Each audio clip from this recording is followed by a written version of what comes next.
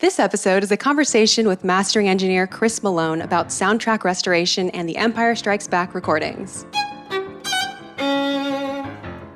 Hello there, and welcome to Star Wars Music Minute, where we celebrate the music and sound of Star Wars 5 cinematic minutes at a time. I'm Chrysanthi Tan, feel free to call me Xanthe, and today there's technically a couple more minutes left of the film. This is the final 2 minutes of end credits, minutes 126 through 128 of The Empire Strikes Back. But since we're at the very end of the film and we've now been digging into it for 25 weeks, I thought this was a perfect opportunity to invite Chris Malone not back to the show. This is your first time, but I talk about you so much that it's like you've already been here. In any case, Chris Malone is a mastering engineer and I first discovered his work via this incredible document that I've talked about on this season, especially in the season premiere episode. It's called Recording the Star Wars Saga, and just it blew me away with the amount of detail and just the record keeping and the dissection of the different mixes and just the pros and cons, and then the recommendations, and then the suggested audio file listening. And I just knew that I had to get you on the show, Chris, to talk about restoration, to talk about the soundtrack hullabaloo. I don't know, that just soundtracks, film scores, just the physical recording. It's such a big topic in the Star Wars community. It's hard to even know where to start. And it's a real treat that you're here today. Thank you for coming on the show. Thank you so much for having me, Chrysanthi. It's an absolute pleasure to be here. And I just love what you're doing. This is just so awesomely cool. It just allows someone like me to absolutely fall in love with this music all over again because of the amount of detail and just minutia that you go into. It's just so good. And your guests are brilliant as well. The guests are brilliant. Well, thank you very much. I'm really humbled. I've been nervous to ask you to come on the show, to be honest, because I'm so blown away by what you do. Well, I'm nervous because of what you do. So look there. Oh no. There we go. It's fine. We can relax. We can do together. it. All right. We can chill and we can do it. Once we start listening and talking about stuff, I'm sure it'll be great. It'll be great. Okay, so first things first, listeners, I want to remind you of this document, and you can find it on Chris Malone's website. It's malonedigital.com. It's under, I think, projects. I'll put a link in the show notes to it, but look for Recording the Star Wars Saga if you want to see some photos and just read it for yourself, or at least just refer to parts of it, because a lot of what we'll be talking about today has been sparked by things that I read in that. So I'll also be screen sharing it for certain parts as well. So that's just a resource to always to kind of have handy if you would like. There are so many ways that we can get into this discussion. And I have about approximately 10,000 questions after also listening to you on being interviewed by other people, including a wonderful interview on the Goldsmith Odyssey podcast. That was a very in-depth interview about, of course, Goldsmith scores, but I mean, I have so many questions and tidbits from that to bring into this show too. And then also you were on Cinematic Sound Radio for a 2-part thing, and those were both fantastic interviews. So I just want to acknowledge those people, Jason Drury, and I can't remember who does Odyssey interview. Chris? No, I don't know his name. It's Yavar and David and Clark. Okay. And Jens originally as well. So there's a group of those guys that do that. Okay, yeah, those were excellent, and I just want to thank all of them for doing that, for getting me started. So hopefully for putting people to sleep. Right? No, oh my gosh, talk. Not even close. Nodding off. No, I mean, the good thing about those interviews is that I have follow-up questions to the questions that they already asked. So now I get the chance to do that. It's always nice. Wow, I better be careful then. So a few things are I have in store for today, and I have kind of given Chris the broad strokes of what I'm planning to ask and what we're planning to do. One thing that I really want to capture is the process from recording back in 1980, recording this score, to today, when you might have one of many soundtracks. You might have, look, I'm going to put something on screen. Nope, that's the wrong slide thing. Okay, here we go. You might have this if you own the Empire Strikes Back soundtrack. I just pulled a few. There are tons. So you might have this, the RSO polygram.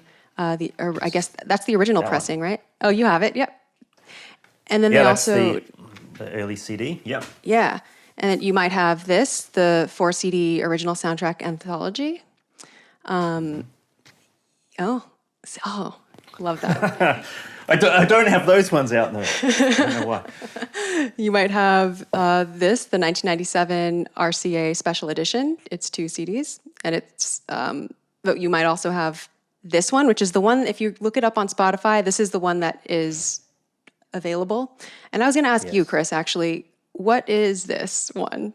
Is this remastered from one of the previous ones, or do you know? No, it's redone, and we can get into the detail of that. But it's been rebuilt from what they consider sort of a ground up rebuild. Oh, interesting. To actually replicate the original 1980 soundtrack double LP assembly. So that CD that you had up before, the first one that you had, this one here,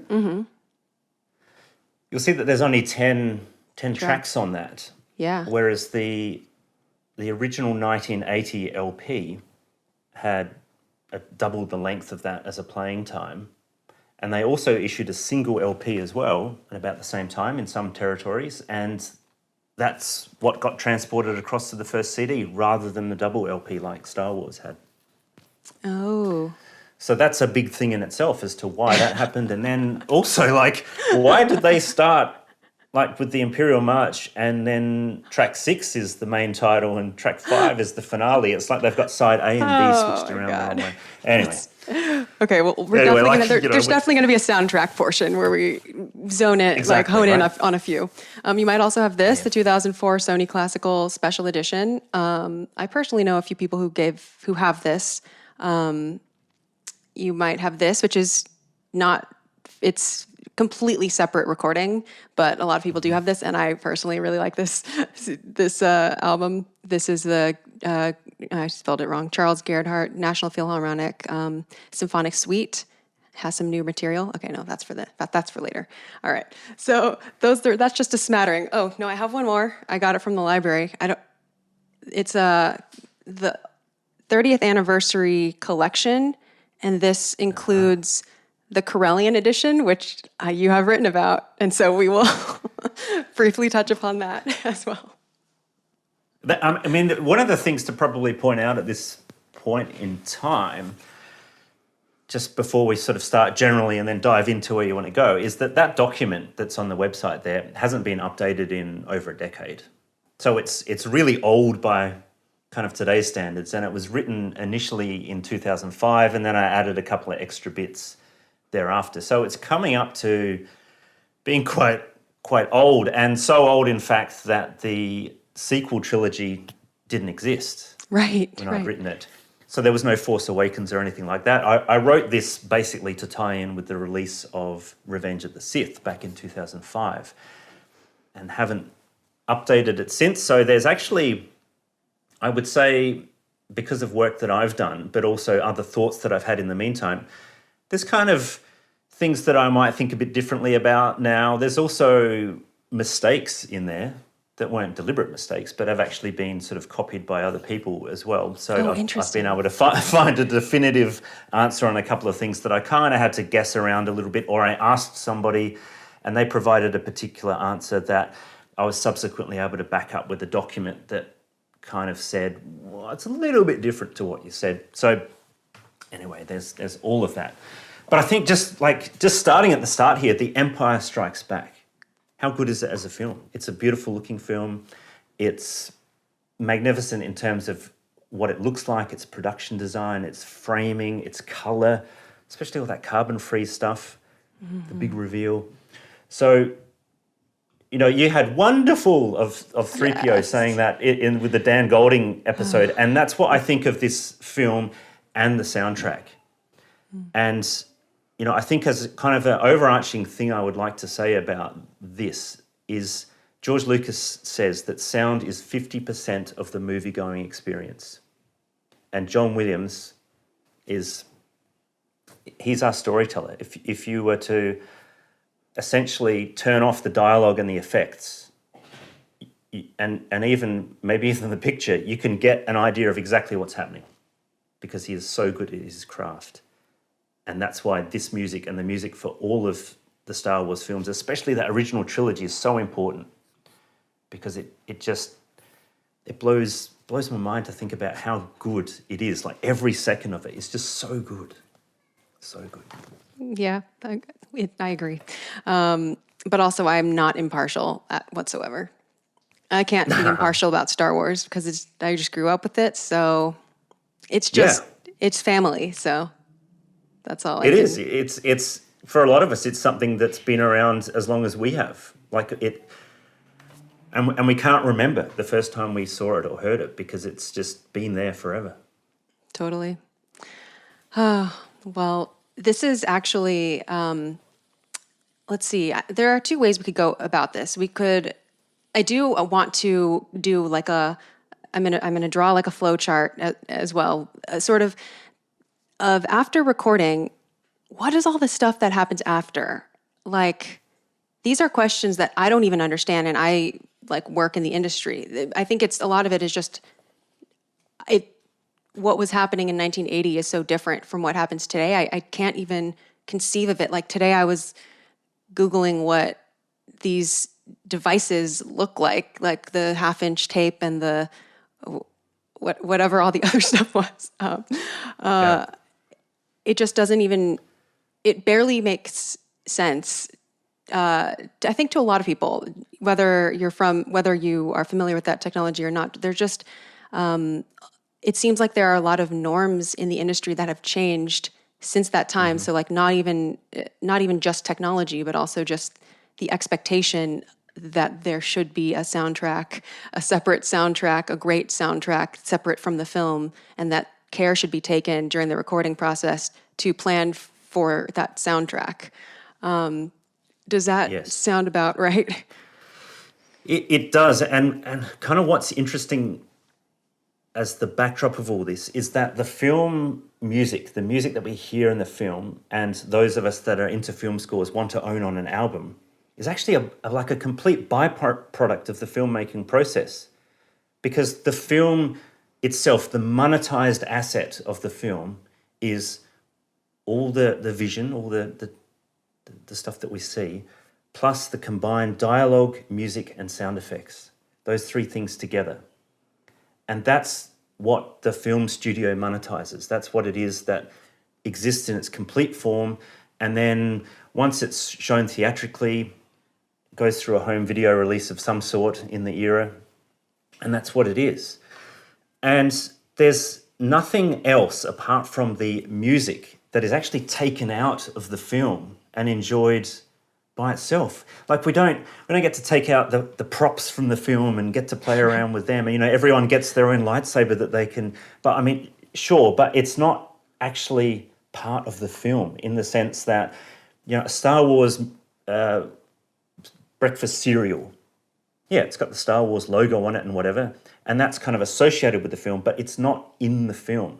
Whereas the music is in the film, and it's something that can be taken out and enjoyed by itself. There's no other part of the film that really does that. And I guess what they were doing back in the day is they did those Story of Star Wars LPs. I'm not sure if you've ever heard of those. Mm-hmm. They were like a condensed version of the 3 original trilogy films put on a record running about 40 minutes. And it had narration and it had sound effects and dialogue and music from the films. And that was a way of reliving the film as well as just having the pure music. But it's interesting as the idea of a soundtrack as an album that we could buy, because back a long time ago, most of the music, once it was recorded for the film, that was its purpose, was to fit the film. And the music that we would get on an album would often be re-recorded for the album. Different orchestra, different recording studio often recorded for the album. So even in John Williams' career, just prior to Star Wars, he's done Earthquake and Jaws, for example, as recent films before Star Wars. Both of those, the albums that you could purchase back in 1974, 75 respectively, were redone for the album. The music was completely re-performed for those albums. Whoa. So that's the thing, is that the music, as assimilated to the film itself, it was often never intended to stand apart as an album because it had to fit underneath the dialogue and the effects. So when they were not only writing the music, but performing it and recording it, they would often make decisions that best served that purpose. Mm-hmm. So it might be something like saying, you know what, if we have such a different dynamic gradient between these two pieces of music, that might be really good for the film or really bad for the film. And we need to decide how we're going to manage that. Or in the case when we're dealing with stereo, we might exploit the width of the stereo to put the instruments a bit more left and a bit more right to what people might have as a sort of a concert recording of an orchestra on a classical record, because that then allows the dialogue in the film to come right up the center and be more easily heard. So there's all sorts of sort of technical reasons why the music that's for a film has to fit the precise timings of the film, all the action that's happening, but also on a technical kind of sonic basis has a series of things that it needs to achieve that might not be considered appropriate for a record album where you'll sit down and just listen to it in isolation. So there's this whole different thing going on because of that. Yeah. I have actually heard that John Williams to this day will do a couple different takes when recording, one for the album, one for the film, where he can take a little bit more time or whatever, not have to service the film as exactly. For sure. Certainly he does that. Yep. Yeah. Something that, like as a musician myself, something that strikes me about the photos from the Empire Strikes Back sessions is that they're not wearing headphones. They're just they're just playing like an orchestra is rehearsing or something. It feels, it looks like it was probably a much less dialed in like experience. Not that John Williams he rarely uses click tracks now, but back then, of course, that wasn't even a thing. I think on all that, it's actually really interesting if you kind of jump back even further and you go, okay, so Star Wars and The Empire Strikes Back were recorded at a facility called Anvil Films, the Anvil Films and Recording Group, and that was in a place called Denham in Buckinghamshire in the UK, and that's about 1 hour, probably an hour and a half these days, drive west, slightly north, but mostly west of London. And that was a studio built by Alexander Korda, who was a Hungarian immigrant, and he came to the UK and built this massive studio complex that's 165 acres big. That's about, I think, 7 million square feet in size, the huge kind of area. And it was built in the 30s, so it had this beautiful Art Deco style architecture to it. And it operated from 1936 to about 1953. And during World War II, nearby Pinewood Studios, which existed as well, that was used as a food store, and Denham continued to make films. So Denham was still operating. And one of the interesting things about that is it originally had a smaller scoring stage that was actually bombed by a German bomb at the start of the war. And in around 1939, 1940 as well, the site was sold to the Rank Organisation, and it was kind of one of these things that during World War II, they would still churn out some films, and they'd do a lot of films that were about the war effort and assisting to this kind of stuff. But it was at the end of the war, in 1946, that the Stage 1 Music Theatre was essentially designed in the general design that stayed in place when they recorded Star Wars and The Empire Strikes Back. So back in 1946, that was sort of architecturally crafted internally. And that was spearheaded by a gentleman called Cyril Crowhurst. And Cyril Crowhurst was the sound supervisor of the Denham and Pinewood studios back in the 40s. And he oversaw the conversion of that stage from a filming stage to a music recording stage. And from that time, they recorded a whole heap of music. They even did things like, Dan Golding would love this. They recorded Vertigo, Bernard Herrmann's Vertigo. The stereo music sessions for that were done on the Denham stage one, which is the same stage that they recorded Star Wars and The Empire Strikes Back. So there you go, Dan. Wow. It's got Bernard Herrmann's Vertigo has a kinship with Star Wars because it's the same scoring stage. The technology had changed quite a bit in the intervening time. Look, the reason for mentioning all this is it kind of gives us a sense of the history as to how we got to where we got to in 1980. And to kind of continue that for a bit, and you can interrupt me whenever you like, because it's no fun people just being talked at the whole time. But the scoring stage, they did a lot of work. They recorded quite a few Bernard Herrmann scores, a lot of scores for conductor Muir Matheson at the time. And then it kind of fell into disuse, and no one really wanted to record music. In terms of the technicians, they were like, what, we're doing a scoring date. I don't want to do that. And then they'd sort of randomly assign people to the job because it wasn't considered a very interesting activity, which You mean recording scores? I find very difficult to believe that it would be boring, but apparently some of the technicians found it that way. So production ceased at the Denham Studios complex in 1953. So they basically shut down the whole filming stages and things then, but they kept the scoring stage open. And between 53 and sort of the start of 1968 was that time when it was kind of not really of any interest to people. They did scores there, but no one liked recording them for some reason. And the saving grace was a Scotsman called Ken Cameron.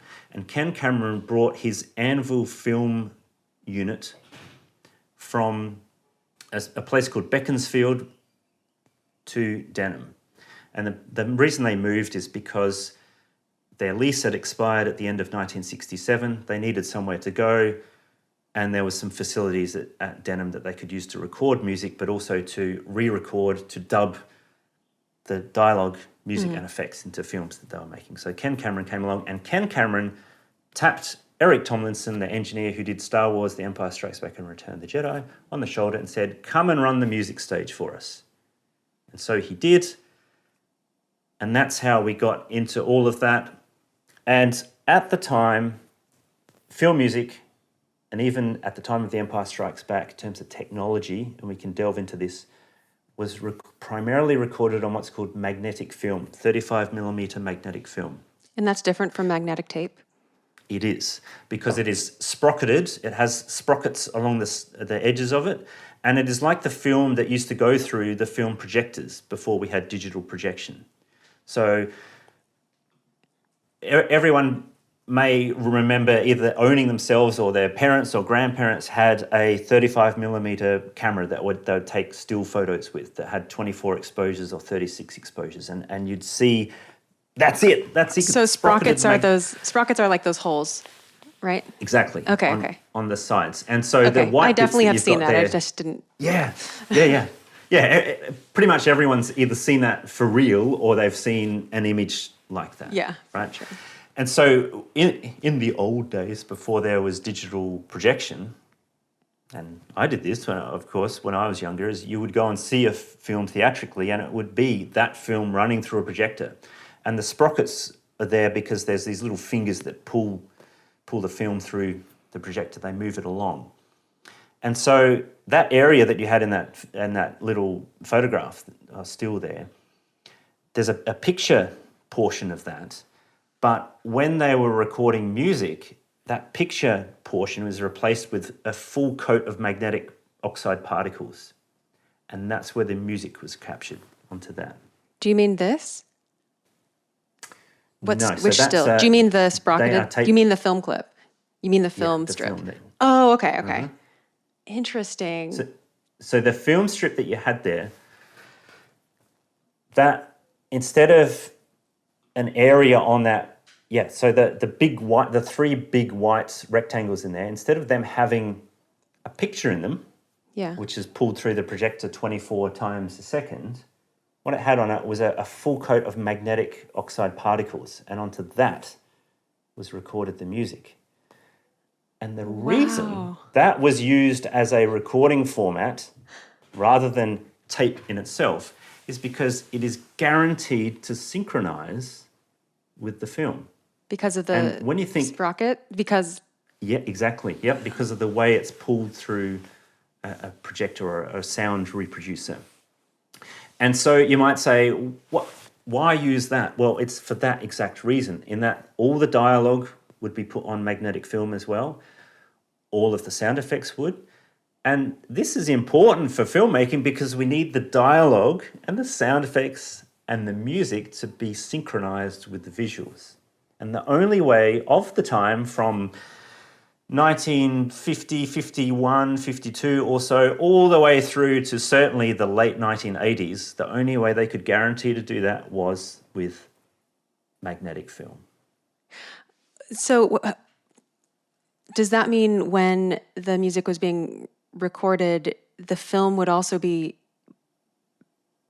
would it be like mapped out, like how far in the tape you could go? How would you keep it synced? Like, was the film playing at the same time, but just not being recorded? Were two different... Does that question make sense? So when John Williams was conducting, you will have seen in the photos, he's conducting to the picture being projected on a 34 feet wide projection screen, which is projecting a copy of the film, which has those punches and streamers on it so that he can synchronize his conducting to the action. And at the same time, they were usually cutting magnetic film to record the music as well. And somebody would mark it up so that they would know when it sort of started and finished. But once it had started in sync, it would maintain synchronization until the very end. Perfect sense. And even though I've heard about this, I didn't understand why until now. If they were doing a retake of a cue, would they just start both the film and the recording film magnetic tape? Would they just go back, or would it be on a new tape? Yes. Or so they would wind back the picture. So the projectionists at Anvil would wind back the picture so that they could start that again, and then they would have threaded up some new magnetic film. Now, the thing I'm not mentioning or haven't mentioned in all of this is that there was a transitional time when recording tape, and those tape machines that you had a picture of there, were considered either a backup medium for when they were recording magnetic film simultaneously, so that if they ever needed to go back and they needed to rebalance something, like there was too much flute in something or not enough flute or whatever, they could go back and do a new mix, and then they would transfer that onto magnetic film. And you would say, okay, so you've just talked about why magnetic film was the only thing that could guarantee synchronization with the film, and now you're introducing tape. How could that possibly be synchronized to the film? And it's because there was a track, usually the last track on the tape, which had a mains frequency, in the case of the UK, 50 cycles per second, 50 hertz. In the case of America, 60. And there would be a pulse recorded on that so that when it was reproduced, there'd be a special reproducer that would lock into that and play it back at exactly the right speed. Okay. Is it sort of like when people record video and they clap to see where the... Yeah, so it's listening to that constantly and just adjusting the speed slightly up, slightly down, slightly up, slightly down to make sure it's exactly the same as when it was first recorded. Because magnetic tape, which is on those tape machines, stuff that the Beatles was recorded to, stuff that Queen's recorded to, stuff that all the pop music of the time was recorded to, the recording and reproduction of that was never precise, in that it was never exactly to the microsecond correct. So, fans of the Beatles music might put into their computer these days, everyone seems to have Audacity and things like that, put in Eleanor Rigby by the Beatles and off this CD, off that CD, off that CD, off that CD, and play them simultaneously, and they'll probably find that they all drift by the end of the song. They don't finish at exactly the same time. And that's because magnetic tape, as opposed to magnetic film, is not a time kind of synchronized medium. Yeah, so rather than keeping it synchronized, you just make sure it's playing at the right speed. Mm-hmm. And the 50 hertz tone, or is that the same? That's the pilot tone. It's set at a certain level because if you can hear, or you can actually see, like empirically, if it's going faster than 50 or slower than 50. It's like is it just like a thing to match? And then if that's matched, then everything else is at the right speed? Yes. So you and I can see it these days because we have the technology to literally visualize it in an audio editor. Yeah. But back in the day, they had a what's called a reproducer,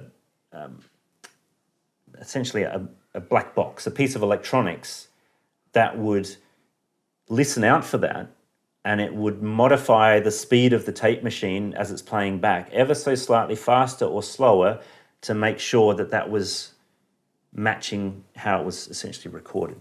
Whoa. So it's all this analog technology, right? All this stuff back in the day is these days makes us kind of like laugh with how primitive it is, but it's the height of technology of the time. Was how do you guarantee when John Williams works to the fraction of a second that when Luke falls onto that weather vane thing at the end, when he falls out of the chute in Cloud City and he goes doom and hits on that, and you get the the timpani hit and things, that he's recorded that and he's conducted it to be exactly that moment.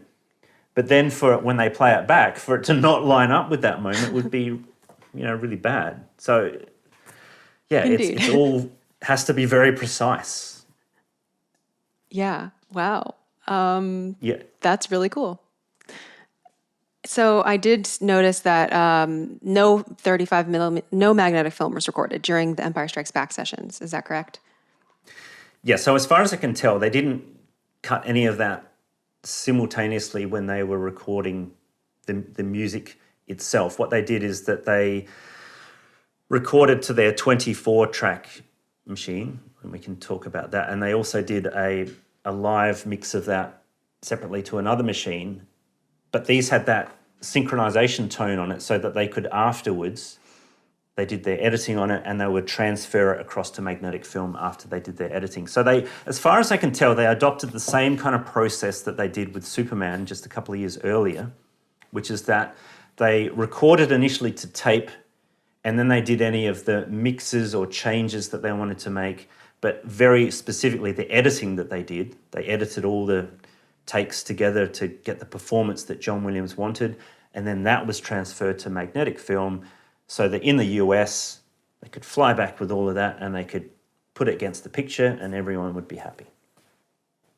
Wow. That's such a laborious process. Exactly. So in the case of Superman, for example, we know that they recorded over many different dates. So it was spread from July through to August, September, whatever. But they spent something like 30 hours after they recorded it editing.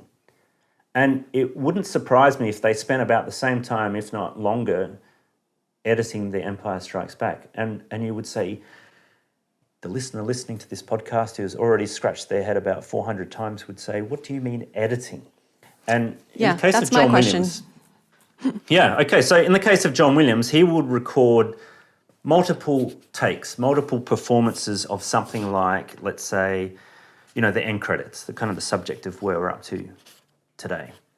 And he might do 3, 4, 5 takes, whatever, after rehearsing with the orchestra. And after he's recorded them, him, but probably more specifically his music editor, who was Ken Wannberg, but certainly him, they would sit down and they'd listen to all of those takes.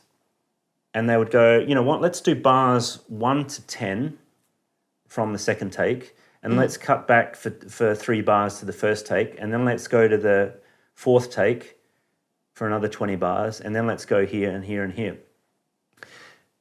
This is actually, John Williams is quite particular about this, because his contemporaries like Jerry Goldsmith, John Barry, Henry Mancini, James Horner would often conduct the performance over a course of a number of takes and then say, okay, take number 4, that is the take. That's the one I'm happy with. There we go, let's use that. And they would use that in its entirety, or they might cut to one other take for a particular section that they thought could be improved. But generally, you listen to a Jerry Goldsmith score, a James Horner score, you are hearing what they'd call their preferred take, or on the paperwork it's got a circle around it, so sometimes we call it the circled take in its entirety. John Williams, very different, because he essentially constructs his preferred performance after in editing. So even though he's got an orchestra as awesome as the LSO, he's still getting a performance which was only created through the magic of editing. Now, is it like if I were editing myself, I could easily just, mix and match a couple things, quickly hear it played back. To what extent were they able to do that in 1980? So they were certainly able to play back, and that's where the tape was actually really important, because magnetic film was a bit harder to play back immediately after recording it. But could they play back spliced recording, like Frankenstein recording? So what they could do in terms of editing is that they could, on the tape in particular, they could overdub something if they wanted to. They could try and replace a flute, for example, if they wanted to, but not to any degree of sophistication in the way that you or I could do it now on the computer. What they would be more interested in is the entire performance from essentially bar to bar, because John Williams, again, with these scores being very important to be done this way, is essentially performing a symphony in real time. So he's capturing all the instruments simultaneously. They rarely, if ever, did any overdubbing with John Williams. So it meant that something like the end credits for The Empire Strikes Back, they would perform it probably in its entirety several times, and then afterwards they would do the editing, but afterwards being following recording of all of the music they were going to record. They would mark up score sheets to like a reduction to intrinsically know that they've captured enough coverage essentially across all the takes that they were recording that they could edit together a good performance. Wow, okay. Does this result in some awkward splices, perhaps? Yes, it does. It does. Okay. So especially in the end credits that you've talked about, which is, again, perfectly acceptable by 1980 because they are literally cutting the tape with a razor blade. Yeah. Literally cutting it. It's a destructive edit. Once you have cut that tape with a razor blade, you can join it back together with splicing tape, but you are destroying the tape. And they would edit essentially the master recordings would be destructively edited to produce the complete performance. So they didn't copy you will hear, them? They didn't make lots like copies to. Sometimes they did. Sometimes and so Superman, we know that they ran off a copy of the 24-track tapes, the same format they did their backups for The Empire Strikes Back. They would duplicate those at a different facility so that when they prepared the album, they could do all the cutting for the album and they would know that it didn't matter because they're only essentially destructively editing one copy of it, not the only copy. That makes sense. But in the case of The Empire Strikes Back, I don't know what exists now, but I'd be surprised if every trim was kept. I don't think it was, because that work was done in the UK, and Anvil closed in 1980. It was literally demolished in 1980. I don't think that material would exist, but it's a destructive edit. So you'll hear in the end credits, and we can talk about it with some absolute minutiae if you want, because I've made some notes. We'll listen to the end credits. You will very much hear some splices to different takes, because usually throughout the film, and when we listen on the soundtrack album, you can probably hear them as well. You can't hear them in the film because they have dialogue and they have sound effects covering them. Mm-hmm. But when you have the end credits, they're kind of rendered bare. Any of these edits are like, ooh, wow, that sounds like an edit, and you go, sure enough, it is. Yeah, there have been a couple times this season, and I have a few notes of like things that have come up with other guests where there maybe has been an aberration in the recording where I've noted it, like to ask you what part of the chain is this happening in. And I think a lot of them might just be like an edit, just because some of them are present in all of the soundtracks that I've checked them against. Yeah. Yeah. So that tells you, it gives you a clue that the original recordings, those master recordings, I suppose we'd call them, the primary recordings, were edited, and then everything else further down the chain comes from those. Yeah. Which is what actually happened with The Empire Strikes Back. They did all their editing, and then they prepared the original album from that. So it all came from the film mix. Or the film edit. No, so okay. Yeah, film edit. So film edit. Mix and film edit, they're different separate things. But yes, that's right. So the performances in their entirety were edited, and then there's a second layer of editing, two extra layers of editing if we want to get specific, which is we say after they did their recording, they edited to get the performance that John Williams wanted across all of his cues. So from 1M1 all the way to 12M4, I guess, is the end credits. And then after that, they did a sort of another round of editing, which is for the soundtrack album, to put all the pieces together in the way that John Williams wanted, because his original 1980 soundtrack is not in chronological order. Right. And it trims little bits and pieces out, and it joins different cues together, and it's the same as what he did for Star Wars. And then there's further editing for the film itself, in that, as we know, Irvin Kershner or someone decided that the opening, he would actually remove a lot of the music. Right. And he would bring in bits from other parts of the film, like the Hyperspace music. Yeah. For Luke's rescue, rather than the original piece that John Williams composed. So all of that involves editing as well. And that particular editing would be the job of Ken Wannberg, who was John Williams' music editor for many, many years across many, many projects, including this. So it's his job to essentially make the music fit the film in the way that the director, Irvin Kershner, and I suppose George Lucas and Paul Hirsch, the editor, would actually feel like it needs to go. So would the soundtrack editing and the film editing be happening concurrently, or would it be like in order? It could do, and I suspect that some of it probably took place at the same time. Maybe it didn't.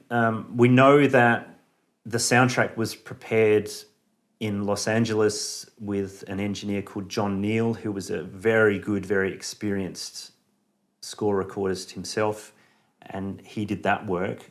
That was probably happening, I suppose, with John Williams, was probably more interested in that than any of the edits that were done for the film at the time. Mm-hmm. So at this point, is everything still on tape? Yeah, so when we get to the word film, we immediately kind of move into the domain of magnetic film, and that everything is conformed to magnetic film, because when they sit and they say, let's now do the dub, the re-recording, the process of putting in the dialogue, the music and the effects, everything needs to be on film, because that's the only way it will properly synchronize from moment to moment. But for the soundtrack album, we're working off tape. And that was, that was the real reason in the UK in particular that they recorded film scores going back as far as John Barry with his James Bond scores. They would record magnetic film simultaneously with the tape because they knew that he wanted to make a soundtrack album. So they would say, here's the tape, let's produce the soundtrack album from that. The film, they've got their magnetic film, they can do whatever they want with that. So I think the guys, the engineers in the UK were really the ones that kind of spearheaded that use of recording tape concurrently because it provided just more options for what could happen, thereafter recording the music for the film. Secondary purpose, ancillary purposes, the soundtrack album, all that sort of stuff. So what would be the output of recording? The only output that you would get from there is tape, right? Yeah, speaking with music.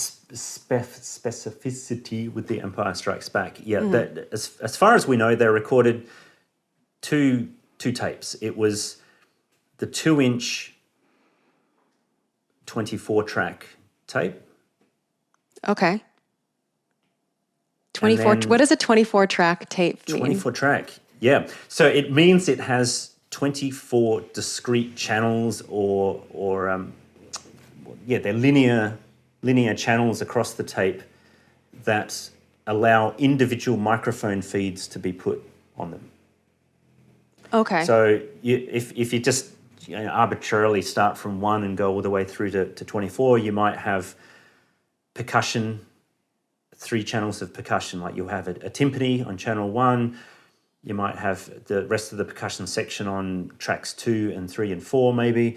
Then you might have violins 1, violins 2, violas, cellos, basses, flutes, clarinets, oboes. So that's the part that does make sense. It's just like doing a session today. You have all your different tracks. What I don't understand is how a 2-inch tape can have 24. Wouldn't the 24 tracks already be mashed together?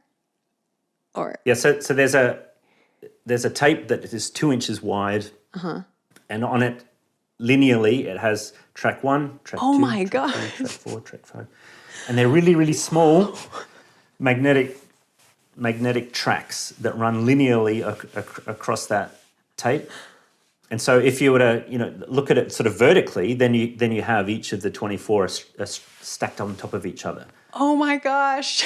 And so you have a head, a recording and playback head, which has the ability to pick out each of those 24 channels or those tracks individually. Oh my gosh. That actually makes sense.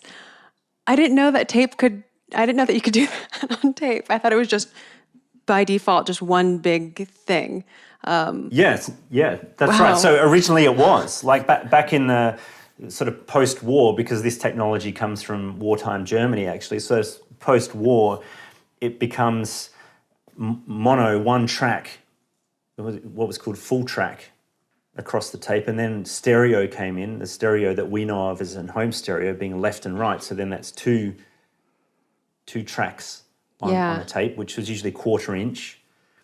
And then there are other formats like 4-track, 1/4 inch, and then 1/2 inch became common in recording studios where they'd often put 3 tracks on that, sometimes 4.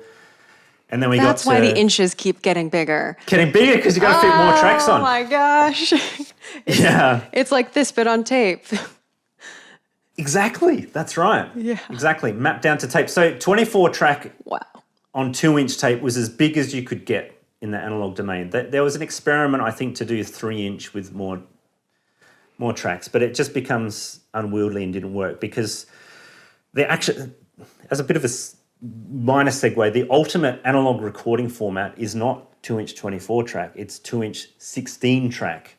And the reason that is because the tracks can be wider and therefore contain more data. If we were thinking in terms of a 2023 terminology, they can have a higher bandwidth of signal that's on there before reaching distortion and overload and frequency response roll-off and stuff like that. So 2-inch 16-track was what Star Wars, the first 1977 film they recorded on.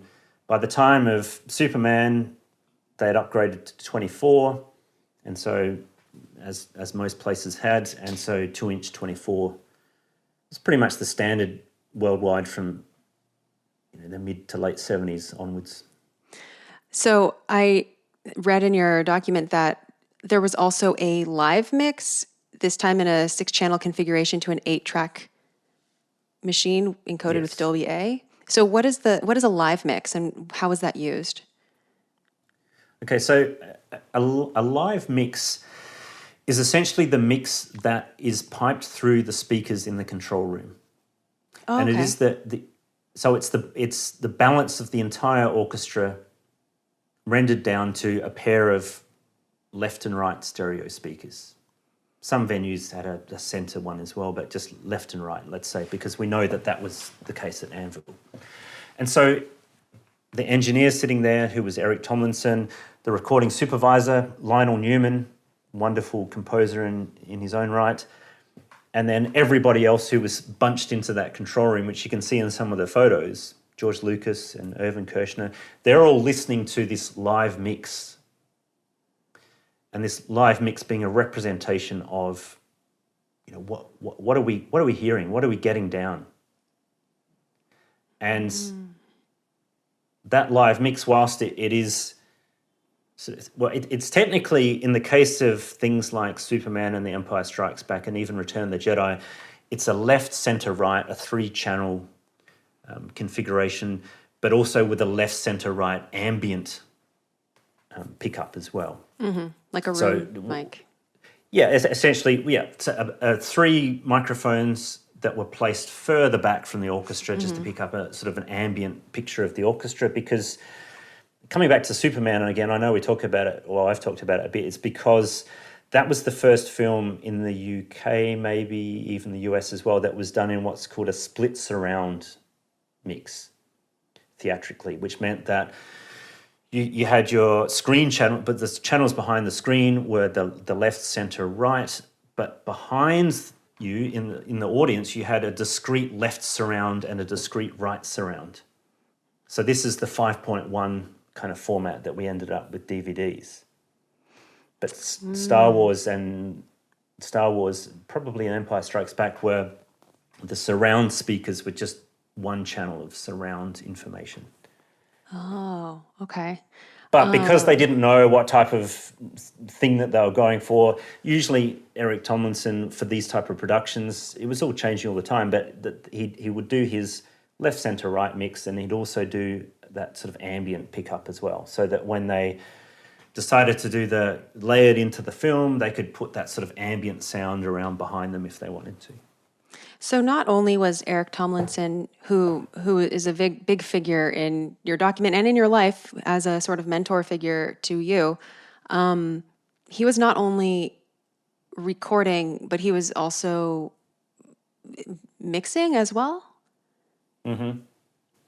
Yeah, so the amazing thing, and I think it's amazing, some people fall asleep when I tell them this, but I think it's amazing that these engineers, and he's one of several names that we will see if we just pull a soundtrack off our shelf and have a look at the credits on, they were able to, most of the time, do that live mix, that live balance of the entire orchestra, and that would be considered the approved mix, the mix that, in this case, John Williams would conduct a piece, he'd come into the control room and he'd say, let's hear that, how did it sound? Mm-hmm. That's the mix he would be listening to. That's the mix that Lionel Newman, who was sitting right next to Eric Tomlinson to his left in that photo, that's what he would be hearing. And they would agree, that's the mix. That is the mix, we've got it. And it's incredible that they could just do that, considering you and I may have listened to the end credits from The Empire Strikes Back 500 times in our life. Yes. They've never heard it. They've never heard it, right? Right. So they're hearing the orchestra rehearse it. As it's being rehearsed, they might make any adjustments to levels up and down, about panning left and right, that sort of thing, and then go, right, let's capture this performance. And that's the performance. That makes sense. Okay, because when I think of mixing, I think you're getting on your computer, putting all this stuff, like doing all the stuff on the computer in post-production. You're talking about nailing that live, what's being recorded, just mixing, taking care of the mix before you even record it. Is that right? Like, yeah. So, or I mean, so you're what you're recording getting it, down, but you're checking, making sure I like how the flutes are sounding. I like how everything's blending. I like exactly. how these lines are coming out, etc. Exactly.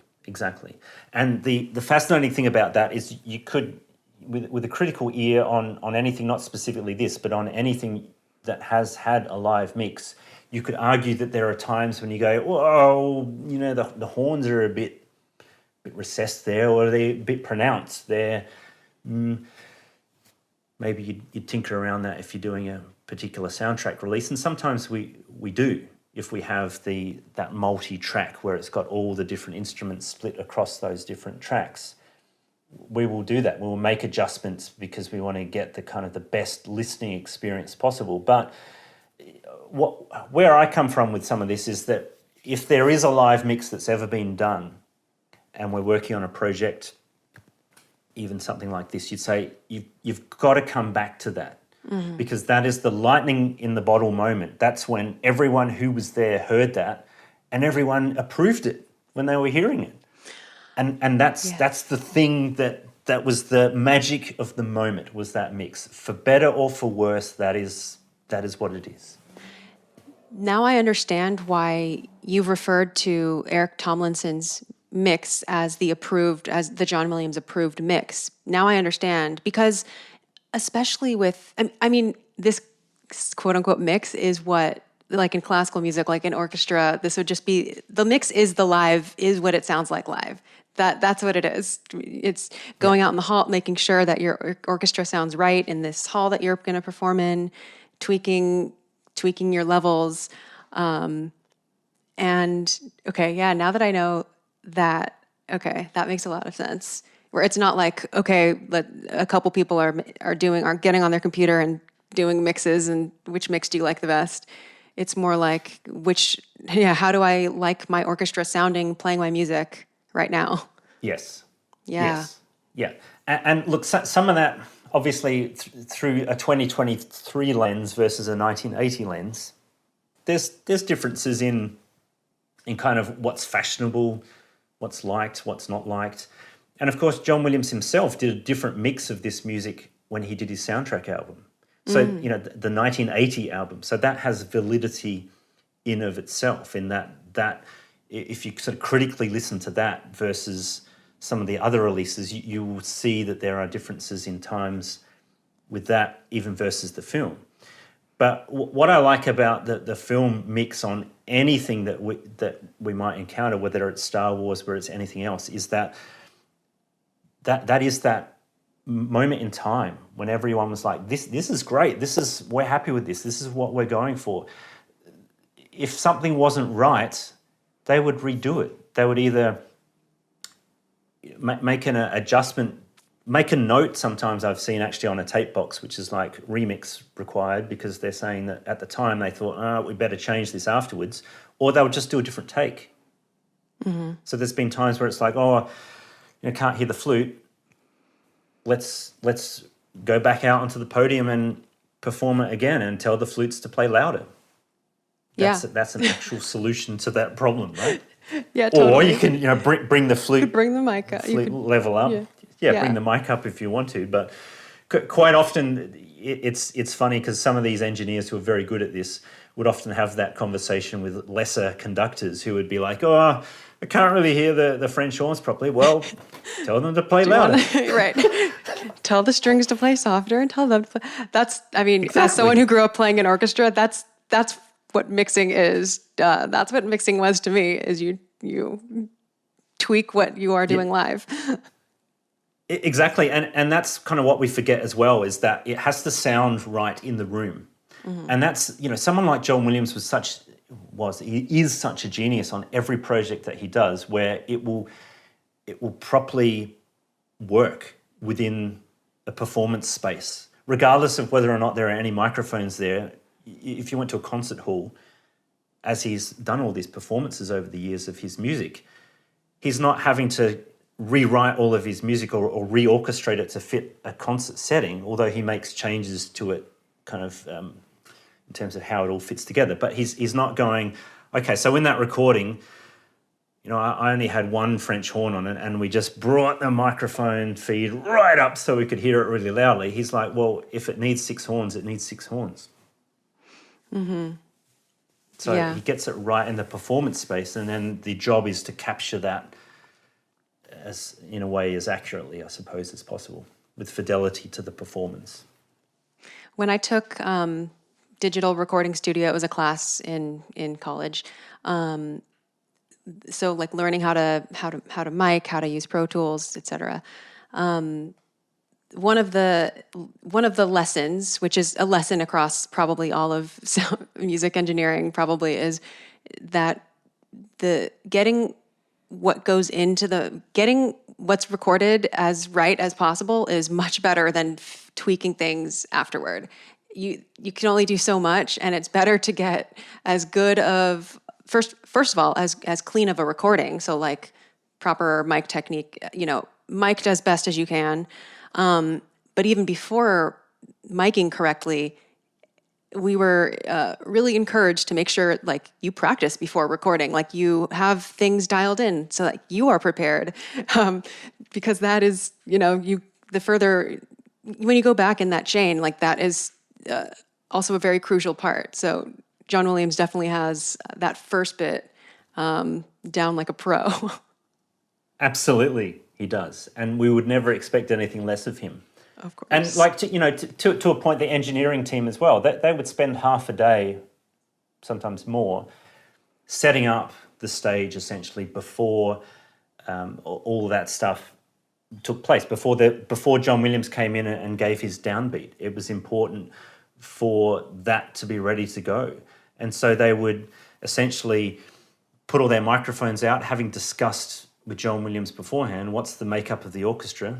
Mm-hmm. So have decided and determined all the seating where everyone's going to be positioned, and essentially bring all those microphone feeds open so that at the time when the downbeat happens, all that's really required of an absolute pro like Eric is to just adjust the levels as they're rehearsing, and then, okay, let's come in and have a listen and see where we need to go from there. Yeah, a good recording engineer is a godsend. It makes a huge difference, especially knowing that there are limited things that you can do after the fact, especially with something that was recorded on tape. I think this would be, before we get into talking about restoration, I think this is a good opportunity to listen to the end of the end credits. Okay, great. Sound good? Okay. Sure. And I am going to, I don't do this very often, but I'm going to actually play with, people watching on YouTube, I'm going to play with some visual aids. Not this, you'll see it in a second. I'm going to play, so you can watch it, the spectral display of it. I know people like to see that sometimes. And today we will compare several of these. Look at you. we have things to compare. Okay, so back to, I have so many of them that which one is it? Okay, there we go. Okay.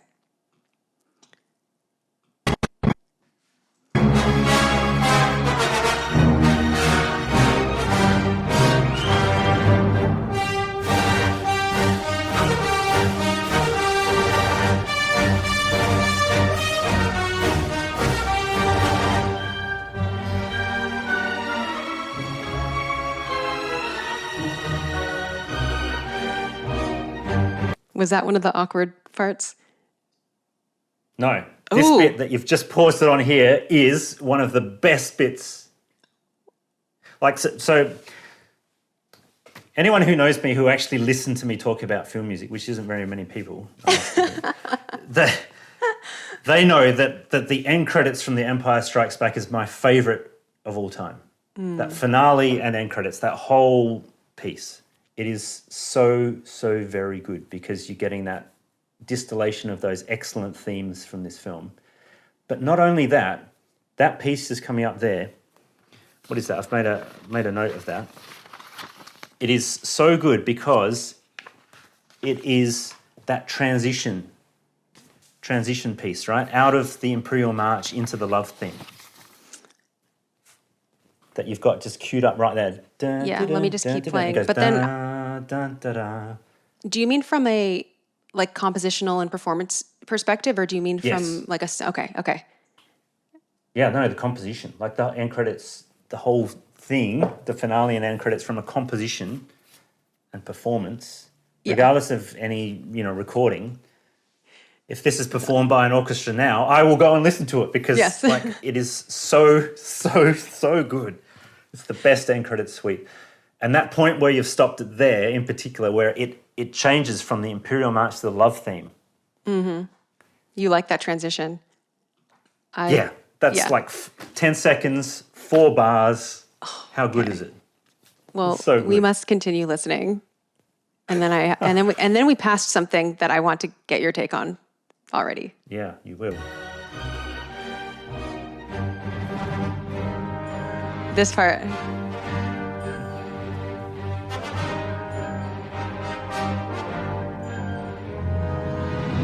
Oh.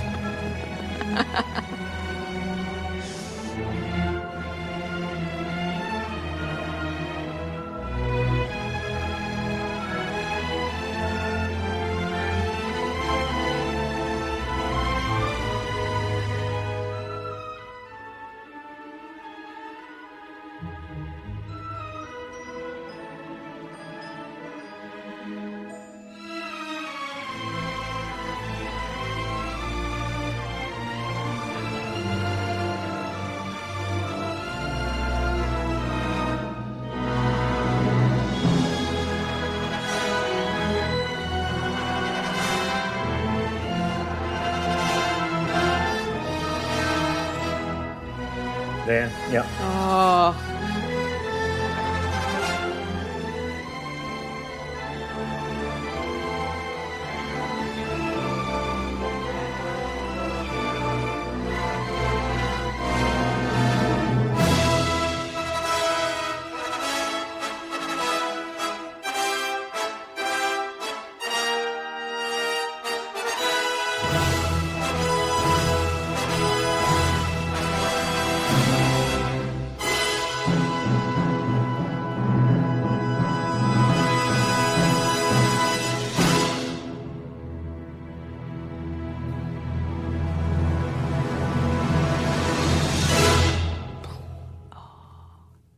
There's a nice Wow. room. Like, There's a nice room so tone at good. the end. Yes, wonderful. I have to, as I listen to it while we're recording a podcast, I feel the need to sort of almost like dampen my response because it's so overwhelming. It's so overwhelming. It is, and it's so like, it's energizing, not in a way of like, listening to the Rocky theme and, going for a run kind of energizing, but it's just energizing knowing that there's like basically 100 people performing that. And when they reach that crash chord at the end, you've just got this like 100 people have just absolutely played their guts out to hit that point. It's so good. I want to hear this part again. No, I think there was like this. The French horns. No, it was a little bit further back. Okay, I heard this violinist. I heard like what do they one. do? I heard like one violinist standing out. I think. Over there, it was. You can like hear one person's vibrato very distinctly. I feel. Yeah.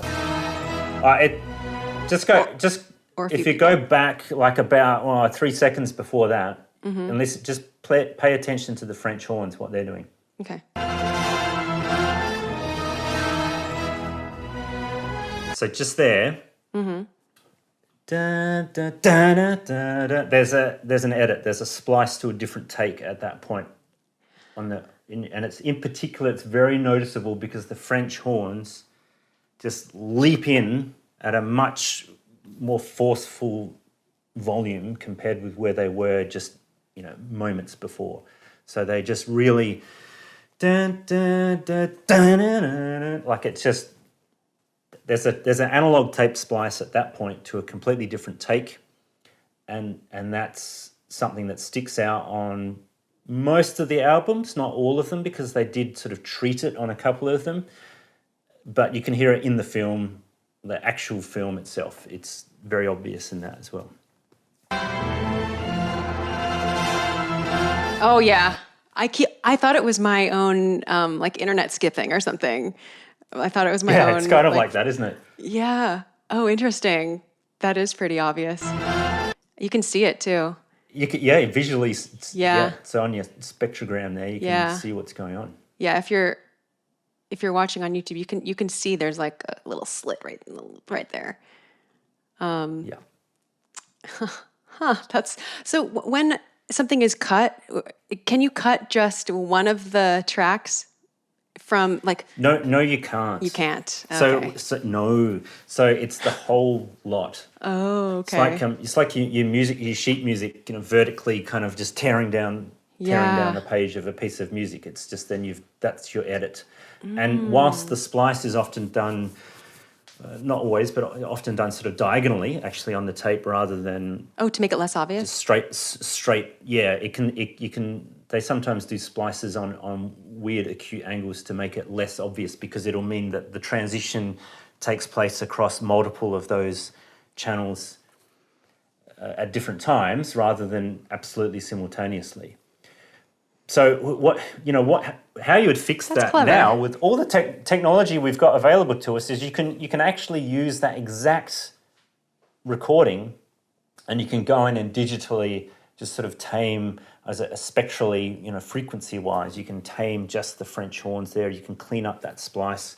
So what I would say is that any of this stuff, and I've got to not knock the people back in 1980, because they spent more or less a week editing all this to John Williams specifications. They would have done probably hundreds of edits across the entire score like this. Mm-hmm. Some are so good you don't even notice them. Mm-hmm. Some stick out like this, and that's just the nature of how it happened. And we could fix that within like literally about 60 seconds of work now on a digital workstation with that exact file. That could be resolved and fixed. If you have the 24-track tape, and that has the inbuilt splices as well, because we just know it does, that's easy to fix through multiple means. That if you're doing it in the analog domain, you could just make sure you had your finger on the horn fader and just make sure you bring it down as that splice is coming up, and then gradually lift it back in. So it's not as obvious, because that's the thing that really makes it stand out is there's a little sort of knock, like a momentary change in everything, but it's really the relative level of the French horns that just makes it very obvious. So do you think this one was a diagonal slice? Why does it stick out mostly in the horns? Because I think there was either a balance change between takes that was done on the podium, or the French horn players decided to play a bit more gusto, or when it was recorded, they thought, we'll just bring the level of the horns up from sort of take one to take two, so to speak. No, and I mean, think that's just how I less? noticed it the most. I mean, why isn't it more obvious in the other instruments? Do you think it was maybe it is. Maybe let's listen to it again. Might account for that performance. What was that? No, it's all right. Keep going. Okay.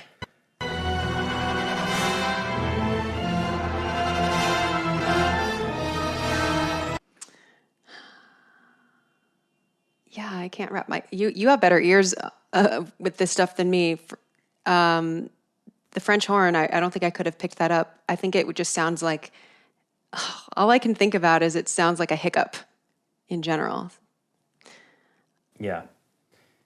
Interesting. Yeah, it's and even if you look at this piece with a sort of a critical ear, you realize that very last chord, the brum at the end, is a different take as well. There's a splice just before.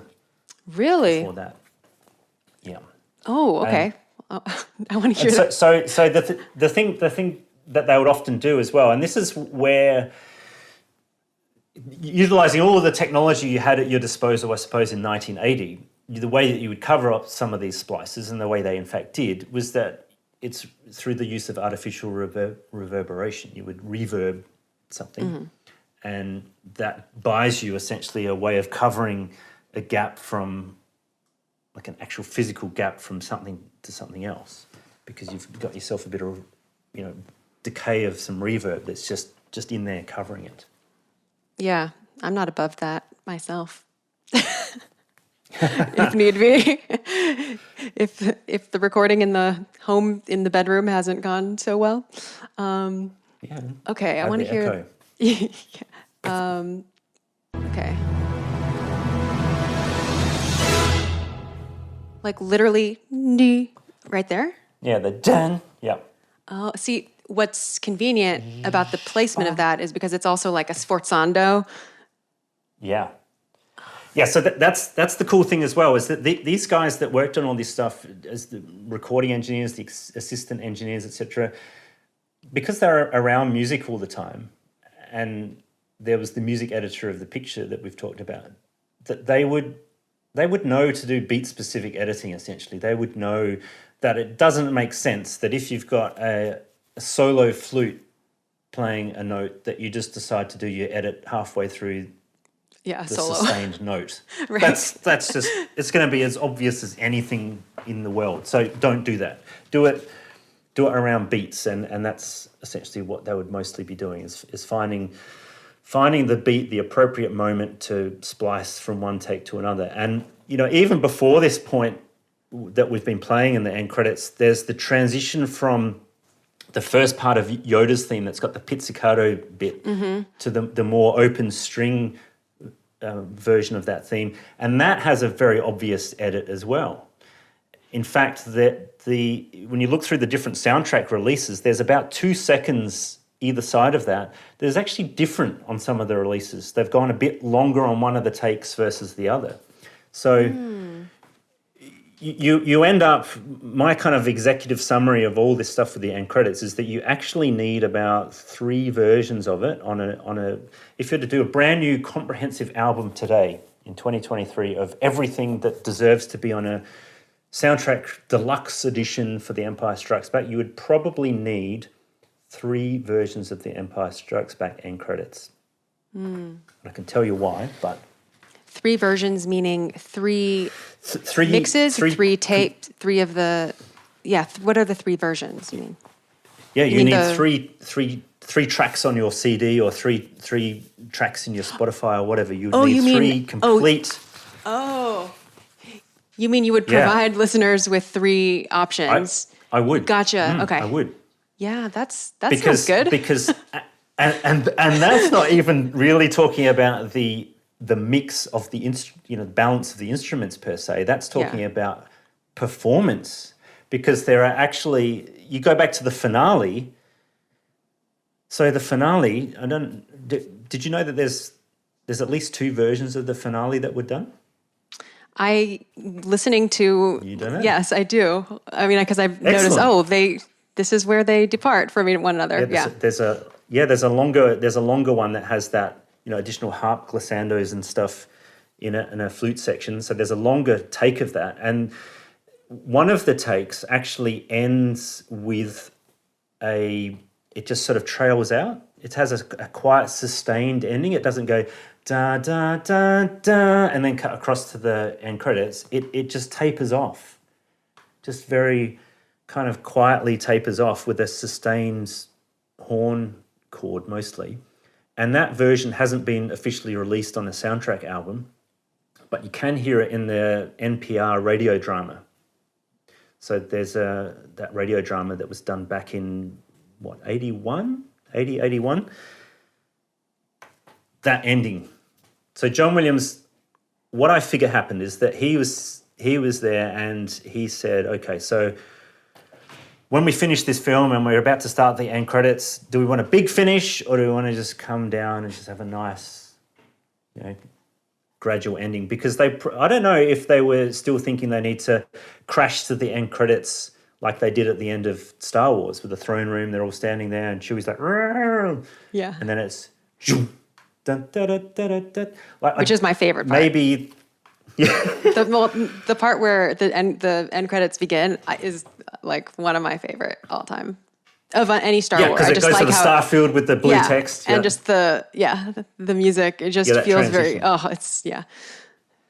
Yeah, because and the same for The Empire Strikes Back. When we're watching the film and we're listening 100%. to the album, that's exactly what it does. It builds up to that big ending, and then bang, across we go. But maybe for options or something, there was a different finale recorded, which part of it we hear on the original album. We hear the longer version, but the ending is a different end. So that's not the actual end credits. That's the bit that leads into the start of the end credits. Right. What's it called? I forgot what the last track is actually called. It's the finale bit when they're on the medical frigate and the Rebel Fleet. You know, all that's the Rebel Fleet. Yeah. Yeah, there we go. Whatever the names of these things change all the time. Right? Whatever. I think it's called finale on the conductor's score, isn't it? I think it is. We'll go with what John Williams first came up with. So one thing that I was hearing toward the beginning is, well, let me just see if you can hear it.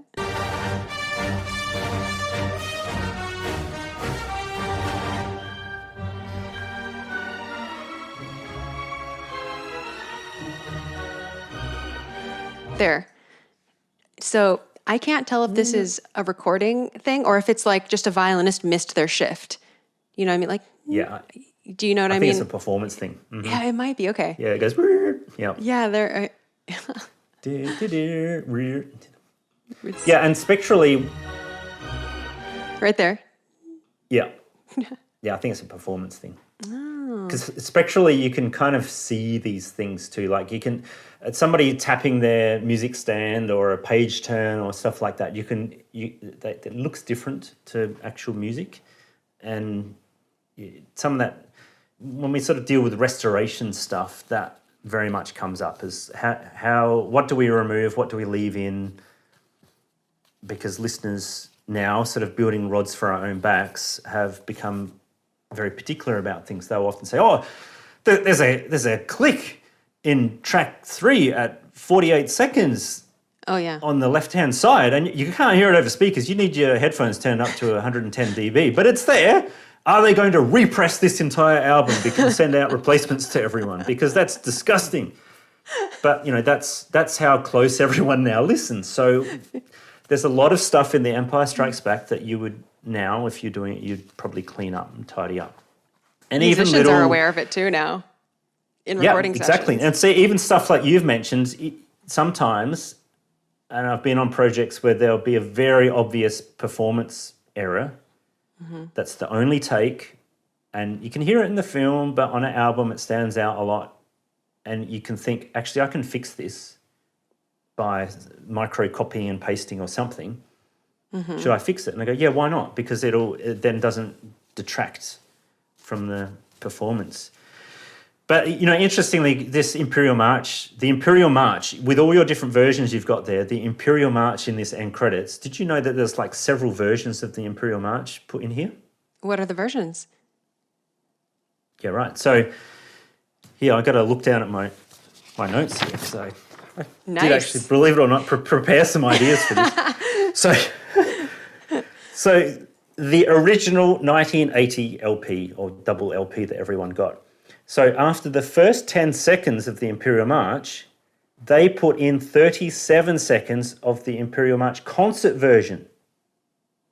They actually essentially cut and paste, spliced in, the Imperial March as we know as the concert piece, which is what on that old CD it's the track number 1 on that old CD. Mm-hmm. They used 37 seconds of that to replace the Imperial March in the end credits, and then put a massive amount of reverb over it to blend over this transitional point to join it back onto how it was originally.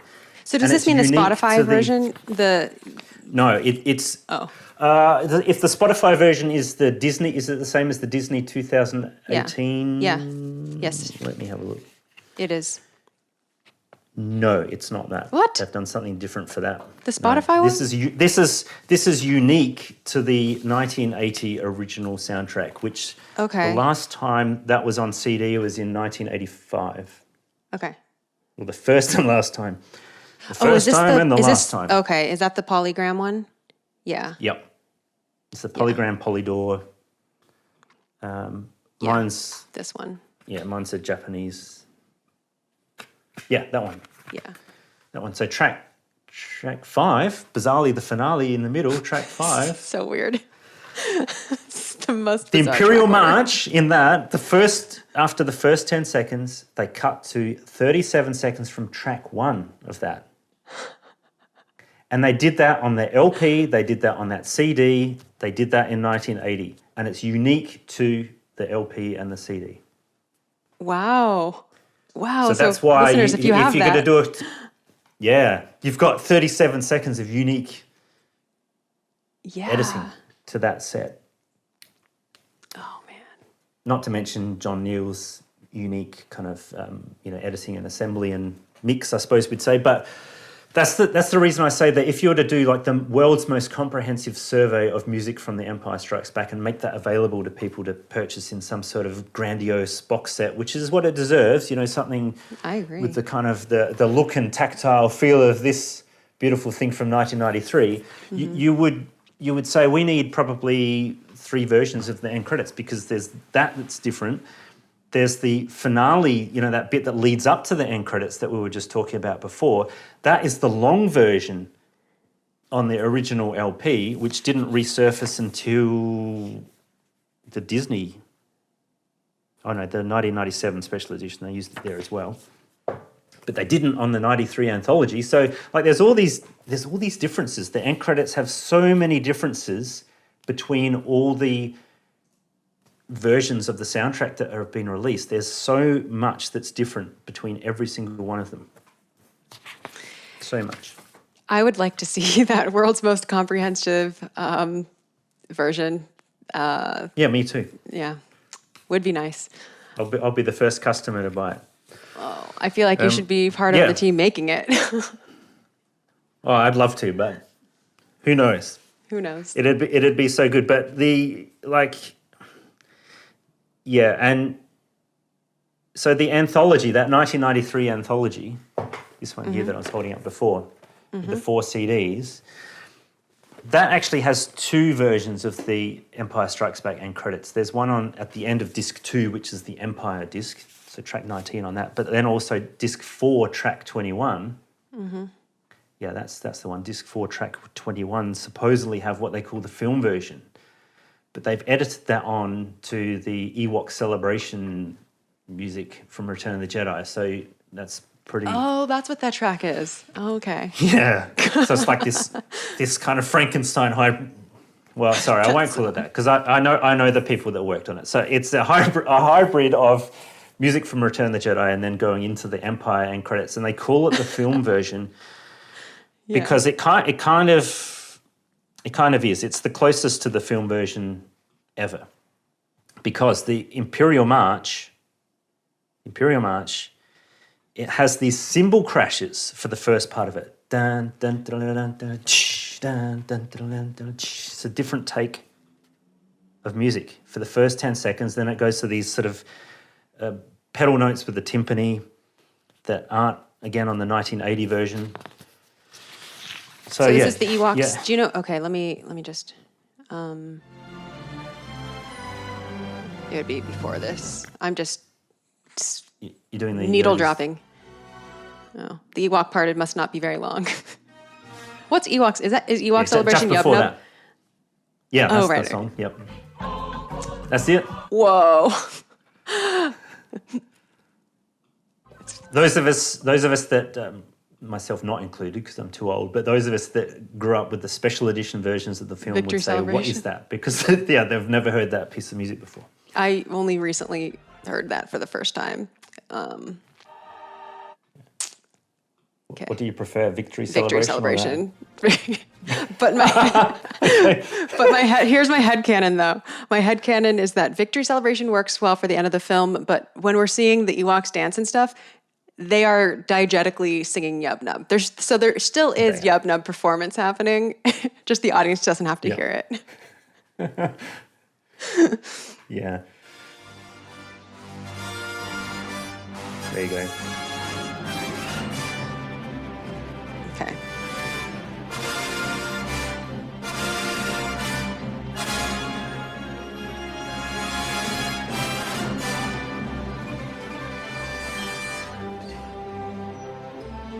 Yoda. Yoda. Huh. The placement of those woodwinds.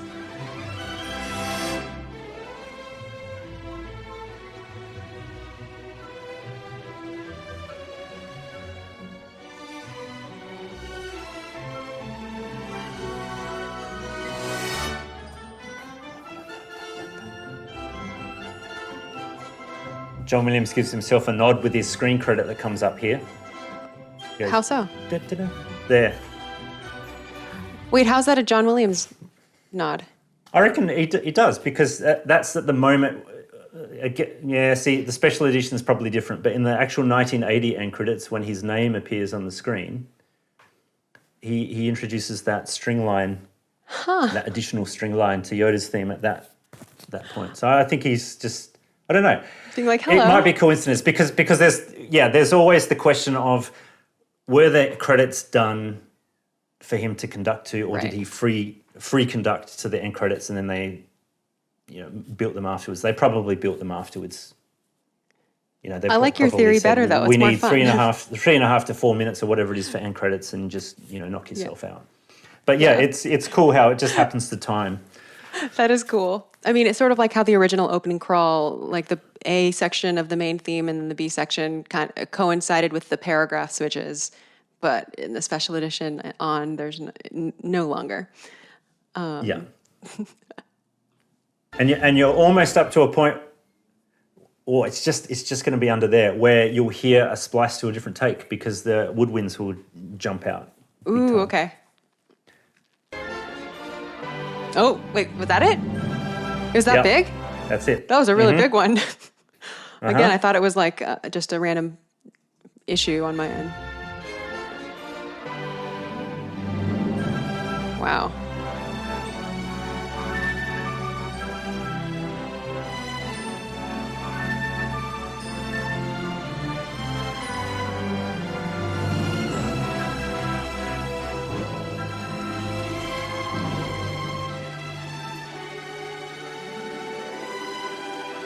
Nice harp.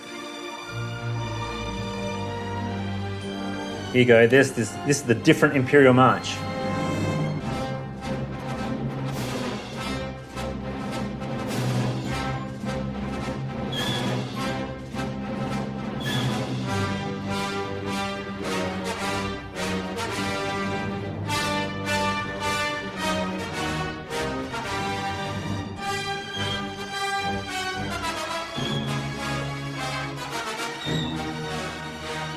Do you know when it reconvenes?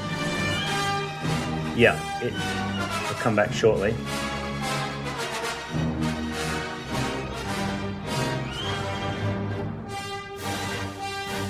That's just after this section.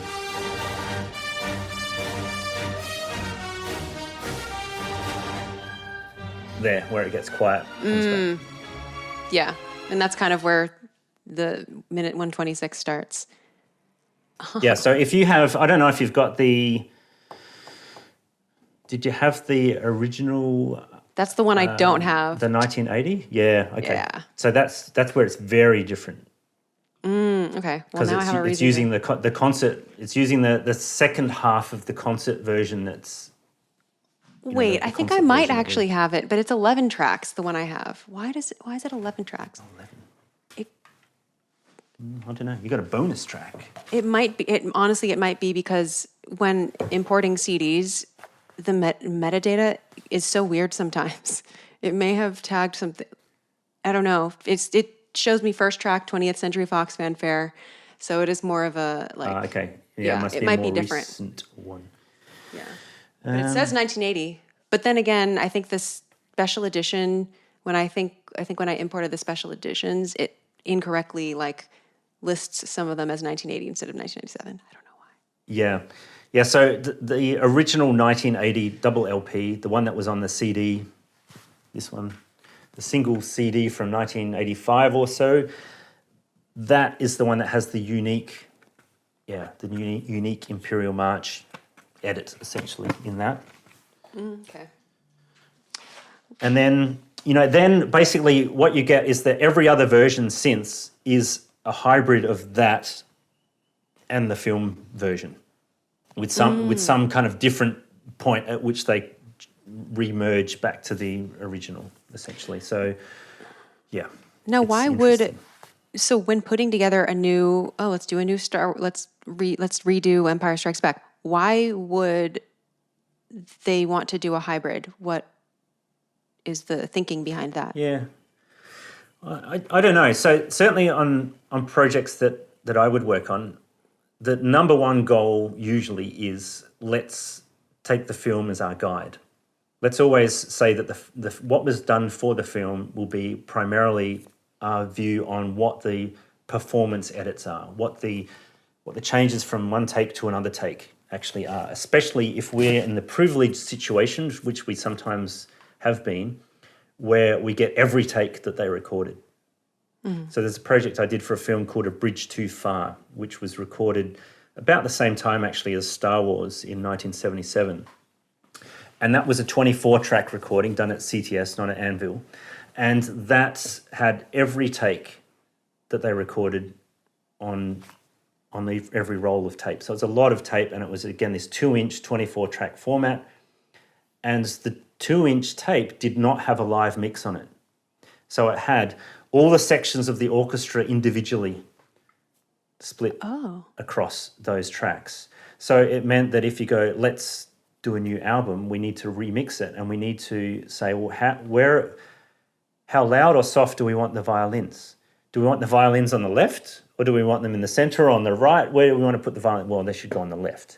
Okay, so where do we want the French horns? We could put them anywhere we want from left to right. So where do we want to put them? And how loud do we want to make them? So when you're faced with something like that, as could be a future producer engineer team that does any subsequent issue of The Empire Strikes Back, it's the same challenge that they had with the special edition in 1997. They decided that they would remix that 24-track tape. So you have to decide not only what you're going to hear performance-wise if you've got multiple takes of something, which they don't. They just had, there's just a couple of variations of the Imperial March in this case. But where are you going to put all the instruments? How are you going to pan them out? How loud or soft are you going to make them? And so that's another consideration as well. Like, the mix versus the edit. Yeah, that's a great segue. Different ball of wax. It's a great segue to the next thing that I want to talk about, which is the two mixes that you focus on in your document, but also are very relevant due to the special edition soundtrack being, I think, of the people I speak to, probably the most popular one. I'm not sure for a fact, but I know the special edition Empire Strikes Back, or the special edition Star Wars released in 1997 RCA one, is considered like gold standard for a lot of people's collections. And one part is like there are awesome liner notes for sure. Well,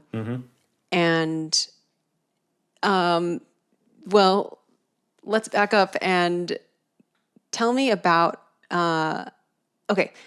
before all the stuff that came out before 1997, was that all based on the Eric Tomlinson mix?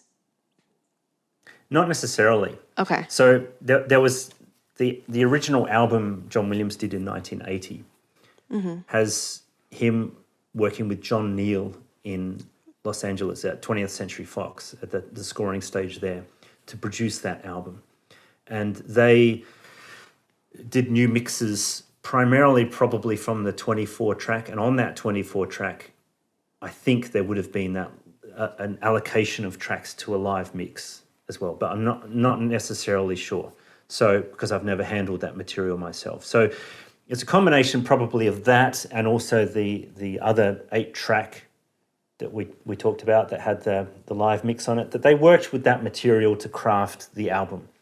And when crafting the album, typically at the time, it's this concept of saying, let's bring in the width of the recording a little bit closer in towards the middle so that the horns aren't really far hard on the left and the trumpets aren't really hard on the right, for example. And is this because things are panned more, or the stereo field is wider when you're watching a film in a theater?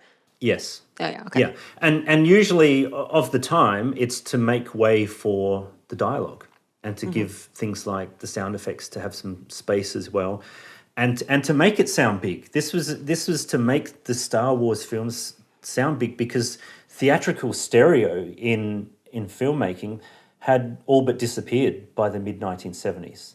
There were no films really shown in stereo anymore at that time, even though stereo came into the cinema in the early 50s.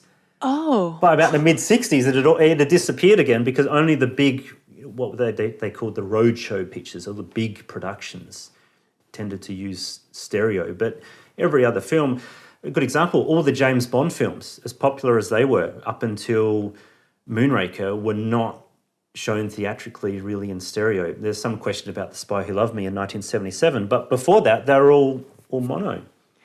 So many films were mono to that point, and it was the creation of Dolby Stereo in the mid-1970s that led to this notion of stereo sound back at the cinema, and Star Wars really leveraging that and propelling that technology into the mainstream, where everyone was like, this is incredible. So for The Empire Strikes Back, they were like, we absolutely need to up our game again in terms of the sound department, which means Ben Burtt coming out with some even more amazing sound effects and sound design. And in case of John Williams, his music recording, to have that spaciousness and width and size and grandeur to it. So that when it came for him to do the album, he probably looked through the lens of how are people listening to their home stereo in 1980. They don't want stuff that's too far left and too far right. They want an orchestra to be a bit more like a concert hall, where they're kind of hearing a blend of all of it at the same time, and more reverberant kind of sound as well. Because the thing about when you would go to a big cinema, a good theatre, is that space of itself gave a sense of reverberation and sort of acoustic size and scale to it, that if you were to put that on an album at home, you might have as much reverb and you'd be like, oh, this sounds a bit tiny and small and not as big as I remember it when I went to the cinema, kind of a thing. So I think the idea back in 1980 for the album was, let's just squeeze the orchestra in a bit closer, is essentially like push everyone's chair a bit closer to the conductor, and let's add some reverb to make it sound a bit more concerty. And that also has the benefit of hiding some of those tape splices and that sort of stuff, a bit of reverb. And then address some of those things like that French horn that abruptly kind of appears that we talked about. They addressed that back in 1980. So that was what we lived with for a long time. And then in 1993, we had that 4-CD anthology set that came out. That's the one. And for that, they used a number of different sources to try and bring all that together. A bit of a patchwork, really. And it's a combination kind of album mixes and the film mix, a reduction of the film mix that we would hear with the film. And it's, for the most part, it's kind of authentic to what they were going for at the time. Well, certainly what John Williams was going for, either when he was recording this or when he was doing his album. So that's why I kind of consider that to be probably a good, authentic document of where their heads were at. Why was it so patchwork, the material? Just because of what's kept and what was available and what they could access and what they could find. The incredible thing about film music projects is kind of coming back to the start of our conversation about when a film is made, there's no reason to keep all this stuff, really. Why keep all the music? Why keep tins of rolls of music storing up a facility when you have potentially that across hundreds of films that might be released each year. Just keep the film. Everything else is thrown out. And that's certainly true of administrations of yesteryear. Like current administrations of all the major studios are very much at the front foot of asset protection. They realise that their legacy of the studio is a film made in 1935 or 45 or whenever. So find it, restore it, put it out. But, you know, in the 70s and 80s, people were considered heroes running the studios because they were run by corporations rather than people that were into film. So they'd sit there and on a balance sheet go, well, why are we paying to store all this stuff? When if we did away with that warehouse, it's costing us, I don't know, $2 million a year to store all that stuff. We don't need that. Those films came out 20 years ago. Throw all that stuff away. Stop leasing that warehouse, which is very sad.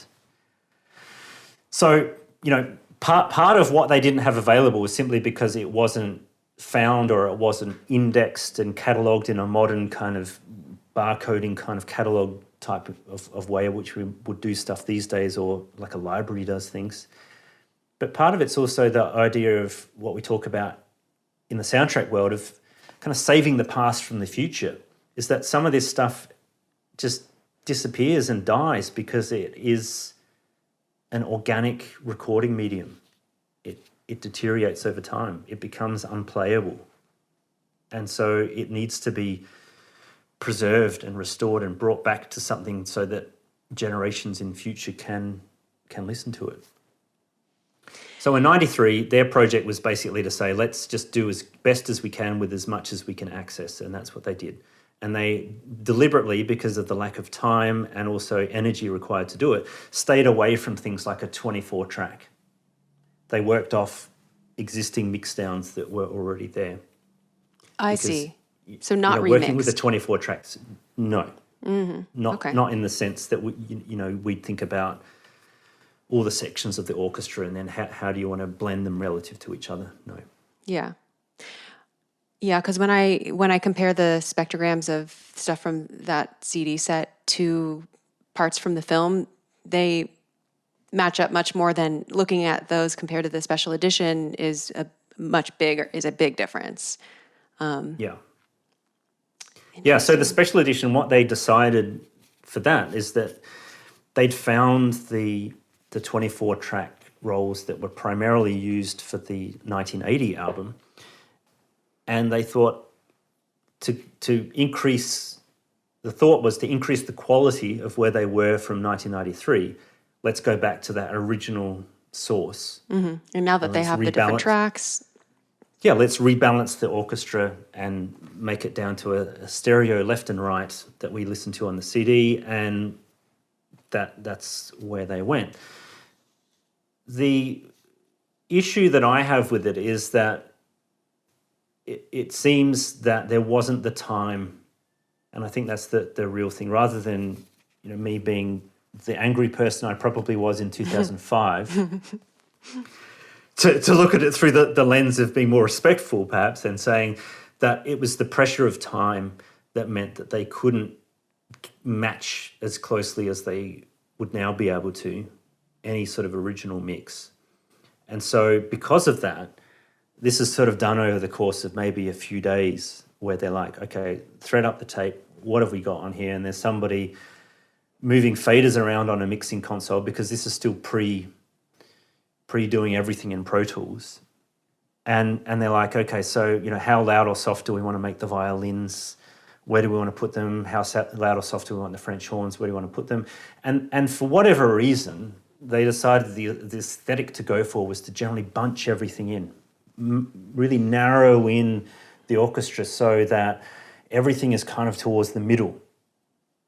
And some of those cues, we get the French horns are not where they are seated when we listen to the film itself or when we listen to any of the other albums. And the seating position when we close our eyes is to our left. And the trumpets and trombones and tuba are to our right. Well, these special edition CDs, for the most part, they're putting the horns to the right-hand side, which Yeah. is a valid placement, but it's incongruous with how we've heard it before then. And it's also incongruous to how this stuff also matches kind of preceding and following cues that aren't from the 2-inch. Because And that's the biggest difficulty is that it's such a comprehensive album. It's got all the music on there, yeah, which is phenomenal because and that's why everyone should unreservedly love it, because it's got all the music. It's got every and piece that's of music sometimes that the we most could important thing. possibly. Yeah, we've got all the music. We've got music that we didn't have on the 93 anthology, that we didn't have on the 1980 album. So Yeah. whenever we want to do like a comprehensive listen to the score of The Empire Strikes Back, we can be confident that if we put on that 97 special edition album, we're going to hear every piece that we would have heard in the film. and some that weren't in the film. Yeah, exactly, especially early on, right? Yeah. But it has these tonal shifts around the place, as you can see with the part that you've highlighted there, where we hear one type of mix and then we shift to a completely different type of mix, and then we're kind of moving around. And it means that if we're paying close attention and we're listening through headphones, for example, it becomes very apparent Right. to me. It's at least, disjointed. That it's almost like the London Symphony Orchestra performed part of this score, and then the other half of it was performed in Los Angeles, and not necessarily all first half and second half, but just whatever order, and then we piece it all together, and it sounds completely different because it does. It has this kind of tonal difference, and balance difference, and positional spatial difference. Yeah. I mean, it would also be sort of like you were watching an orchestra perform this, and then every few tracks they'd stand up and like switch to a different seat or something. Yeah. Just like, I mean, to me, it sticks out more because I'm just so familiar with the orchestra sound and where like the mix is usually, it's supposed to make sense considering how an orchestra sits, like Yeah. violin, people spaced out kind of appropriately in like that semicircle. It would be weird to think about everyone just trying to be where the conductor's podium is or something, like right there in the middle. So I've highlighted here just the Empire Strikes Back special edition 2 CD set, each track. And so the things that I've highlighted in orange are mixed by Brian Reisner. Is that how you pronounce it? Yeah, I presume so. Okay. Yeah. And then the things highlighted That's in the blue. pronunciation I use. Okay. And then the things highlighted in blue are the Eric Tomlinson film mix. So they're from different sources, I guess. The Brian Reisner remixes would have been done from the 24 tape things that they had acquired. Yes. Where let's rebalance the orchestra. But it's really like, if you're just listening, it's like 3 of one and then 5 of another and then 5 of another and then 1 of the other and then 2 of the other. It's like really all mixed. It's like all mixed up. Yeah. Yeah. It is. And, coming back to Dan Goldie and Vertigo, what was interesting about that particular film score is that part of it was recorded in stereo in London, and then there was a musician strike that went on at the time. So they recorded the rest of it in Vienna, but recorded it in mono because that was the only technology they had.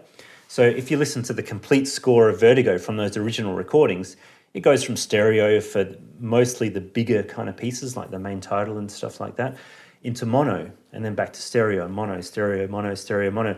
So it's kind of like what we're dealing with here. Whilst I would say, for a point of clarity, as I did before, that where I've said Eric Tomlinson film mix, it might not necessarily be the exact mix we would hear from the film if we listened closely to the film. Mm-hmm. It is closer to what he did than the brand new mixes from the 2-inch 24 track, which is what they did for the rest of it. And I just feel that it makes the London Symphony sound small most of the time. It makes them sound smaller than we would otherwise be used to, in that they're kind of more bunched to the conductor's podium. Some of the things like Hyperspace, where you get the ostinato from the strings. Yeah. It kind of changes that whole feel of how that that piece works to making it just not have the same rhythmic energy, I guess. And again, that it's kind of a dry sound too. It's very dry. It doesn't have very much overall space around anything. It's like we've reduced the London Symphony from, say, I don't know what was on Hyperspace, maybe let's just pick a number, 80 players. It makes them sound like 40 or something instead. It makes them sound small for some reason. Yeah, and well, notably, the violins aren't heard as much. That propulsive violin thing. Yeah. I have examples to play actually, but first I just have also the spectrogram of the special edition Hyperspace, and then the 4 CD, and the anthology. So another thing. So what you? Yeah, go ahead. On. No, I was going to say another thing. So you should do it. Oh no, just another thing that I noticed just even before listening is that the special edition, like the 4 CD 1993 version, has a lot of highs and lows. There's a lot of black space, which means that there's nothing happening there or less happening there. And then the special edition looks much more saturated with sound, just like everywhere. Mm-hmm. Yes. But that's just like a very cursory observation. What do you make of that? What do you think of? Yes. So living back in the analog world of, say, 1980, and this would apply to pop recordings as well, when they do their multi-track recording, let's say that's the first generation element, of which in this case the 2-inch was a first generation element because that's the first thing that it was recorded onto. The 4 CD set is several generations away from that original element. So each time it's reduced from, say, the 24 tracks down to stereo pair, or down to, say, 4 tracks, which might have been for the film, and then down to stereo again, and then copied to another tape, and then through the lens of 1993 technology, you're getting these sort of degradations in the sound. So it's not as airy. It doesn't have as much sort of treble airiness to it, is what the spectrogram there is kind of showing. And the validity of what has the more appropriate kind of airiness to the treble of the orchestra is, it's usually sort of in the mind's eye or the ear of the mastering engineer as to how much treble or bass or any of those things that something needs or wants.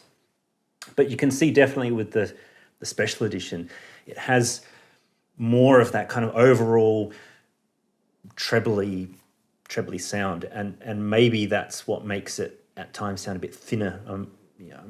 I think there's multiple factors that go into this, but primarily it's because it's just a completely new repurposing of how does the orchestra physically sit in terms of its positioning in the left to right stereo sound space that is the most markedly different thing about them. I'm going to play an example. I'm going to play a little bit from the Hyperspace track. Which one am I going to do first? Okay, let's do the 4 CD version first. And I'm just going to needle drop about a little bit. I just listen for the violins, basically, and everything else. Okay, I'm going to skip more.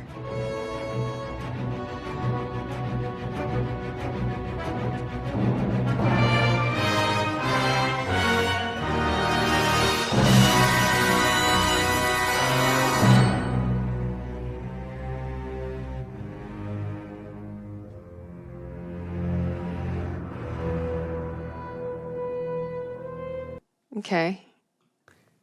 And even that's a good example right at the end there, because it has that statement on the horns and then the trombones, etc., going down to a low brass, where you get this very much a sense of left and right with what's going on in certainly the film itself, the mix that was done for that. Whereas on the special edition, it's very much narrowed in and all. Yeah. Why not listen? Let's listen to the special edition.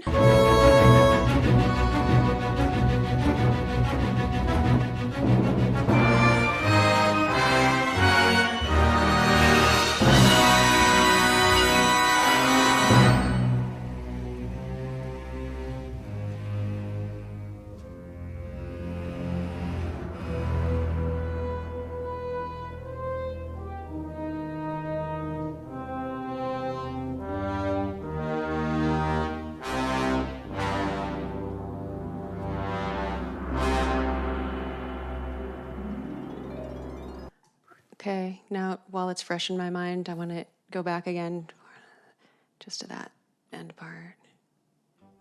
A little bit before. Oh, yeah. This is the 4 CD.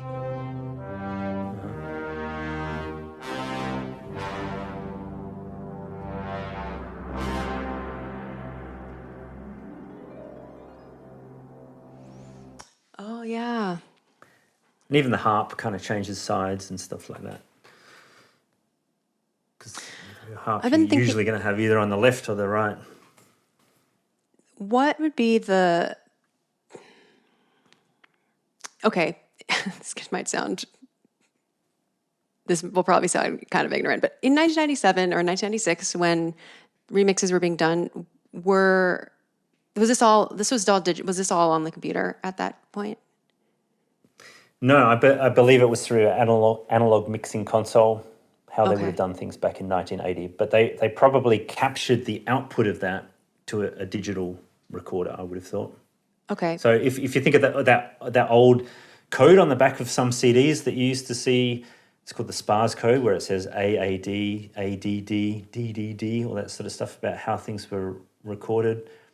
It would be an analog original recording, which is the 2-inch 24 track, and then they mixed it through a mixing console and then captured that digitally so that they could then use it to make the CDs. Interesting. Okay. To what extent, are people looking at, would they have mostly been doing it with their ears still Yes. at that time? Oh, I see. Yeah. Yeah. So it's very much the same as how it was in 1980, because it was very much a transitional time of things like Pro Tools were really just starting to come about in a big way. And the way we would do stuff like that now is that we're essentially doing everything in the box, so to speak, which is like in the computer, where we have, as you've got your representation of what all your faders and things are doing, but it's entirely, if you so desire, can be kept entirely in the digital domain. And where that's a great benefit, and has even recently been a great benefit to me on a project from a 16-track recording, is that you can take the time to decide something like, wow, the trumpets are really in your face there. I'll just, for that, second that they're playing, just bring them down a little bit, and then allow them to be back to their original. So you can make all these changes, play it, are you happy, not happy, etc., and go back. And you can set it up in such a way that it's completely automated, so that you'll reach the end of a session of mixing something that you might finesse for days at a time, and just go, right, now output that for me as a file, and bang, there it goes. Whereas when you're doing this in real time, and this is what amazes me about the original engineers, and even what they did with the special edition, is they're almost doing a musical performance in real time, because they're balancing things sometimes as they go, but certainly listening to it, adjusting all the levels, rewinding the tape, playing it again, adjusting again, rewinding it, playing it again. Are we happy? Yep. Okay, that's it. Wow. I mean, that makes me a lot more forgiving toward, because it seems like less of a overall choice for I think I'm going to bunch everything up, and I think I'm going to, I don't know, just, it seems like perhaps I'm wrong, but less of a high level decision to do it this way, and more of this is just how it was. This is just what happened. This is just how it was done. Yeah. I don't know. Yeah, I agree. So I think what I've said before on forums and things to people is, no one who makes these things wakes up in the morning and says, I'm deliberately going to do a bad job, and I'm deliberately going to piss people off by doing it wrong when I could do it right. No one does that for any job, really. Anyone with any sort of moral thought about them doesn't say, you know what, let's just stuff this up. Let's do a version for ourselves, which is brilliant, and we'll just keep that, and then we'll stuff it up. So everyone else in the world has this really shoddy version of it. So, 2005, when I wrote that article, that's probably how I felt. But now, in the distance of time, I'm more tolerant to the type of pressure that they were under in terms of timeline that they had to get the project done, how they were doing it. And, it is what it is. It's not perfect, it's not great, and it's not really ideal in terms of an archive of this complete music for such an incredible score.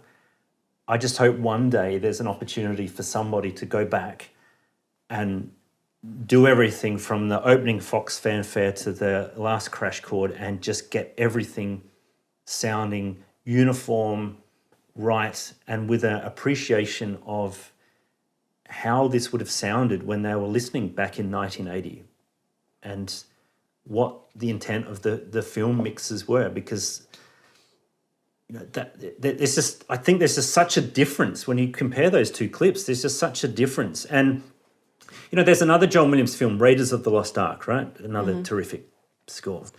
The Desert Chase on that, where that big long sequence where it's got horns and trumpets and they're kind of dueling each other, and it's another Eric Tomlinson recording again, and he's got the horns on the left and the trumpets on the right, and it's this antiphonal left and right, call and answer, call and response type sound.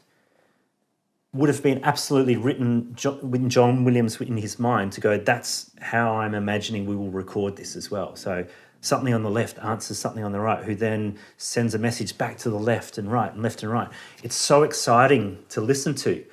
And that very end, even there, of Hyperspace, you've got the horns coming down, and then the rest of the brass section on the right joins in, and it ends up with that low kind of tuba, I suppose, and maybe bass trombone. No, it's just really orally interesting. And when it's all collapsed into the same kind of physical space, it's not as interesting to listen to. No, and also I think perhaps I feel uniquely protective of, not protective. I feel like this doesn't, this thing only bothers me a bit because the orchestra is such a, like there are places where people sit. And so I know as a composer, you would write something expecting it to sound a certain way because when you conduct it, it's going to sound that way. And so the thought of it being like swapped or just everyone put in, just the thought of like the orchestra all sitting in the same place, it just kind of throws me for a bit of a loop, much more so than when I'm doing like electronic music or something where it's like, I guess it doesn't really matter where I put this synth or this voice or whatever. Yeah. I can do whatever interesting room configuration setup that I want. But for an orchestra, I know that it would have been composed with that spatial sense in mind. So yes. Yeah. And just the simple notion that pretty much it's always low strings on the left, around on the right. In an arc to high strings on the left and low strings on the right. That's right.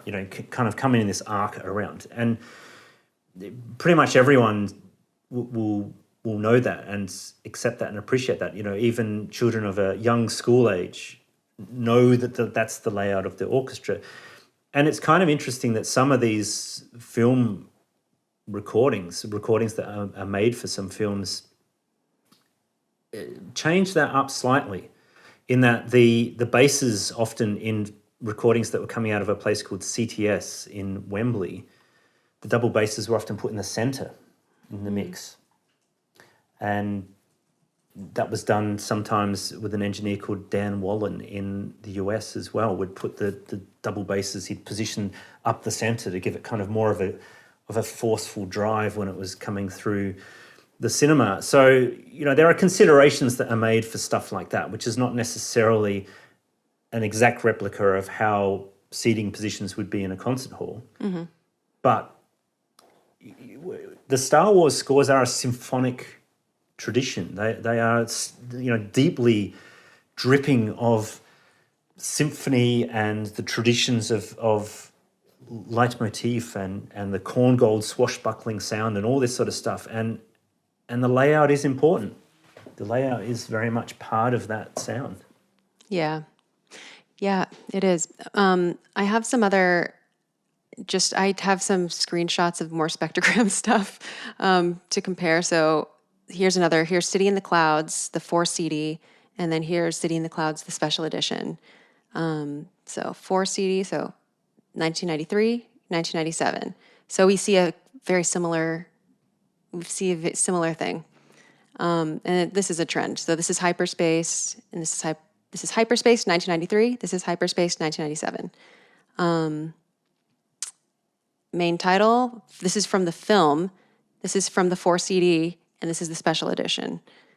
And this is the very last note of the end credits, where I think it kind of looks like some holding up a lightsaber in the middle. Yeah, it does.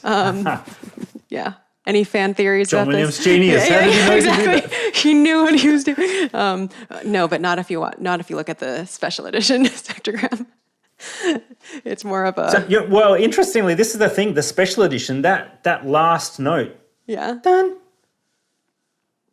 I think they've cut and pasted that on from maybe the 4 CD. It's certainly not the same 24-track mix that the rest of it is.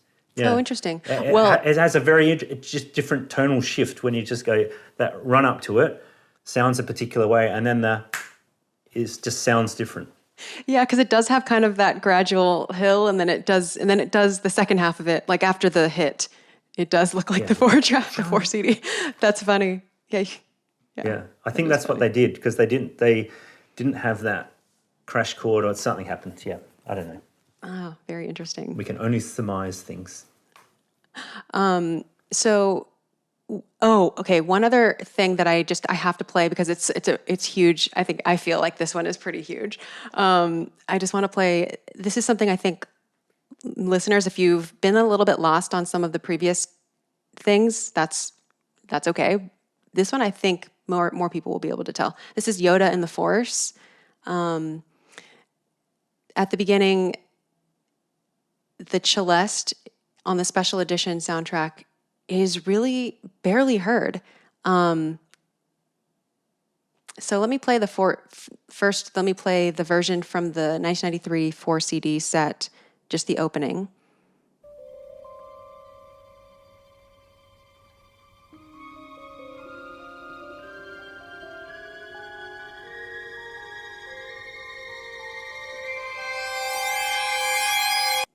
Okay. And now the special edition. Synthesizer as well. Yeah. Mm-hmm.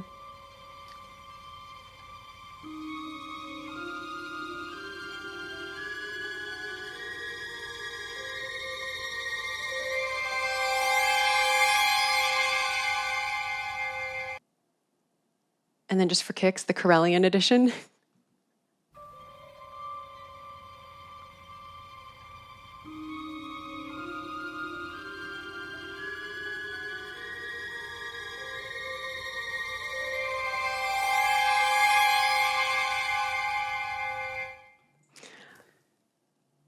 Yeah, that's a big discrepancy. Yeah, it is. I was listening to the special edition for most of this season, and I'm pretty sure I probably just missed the celeste in that part. Like, I don't really know if I even lingered too much on that, because, well, I'd never heard it so clearly until I recently obtained the 4 CD version. So, yeah.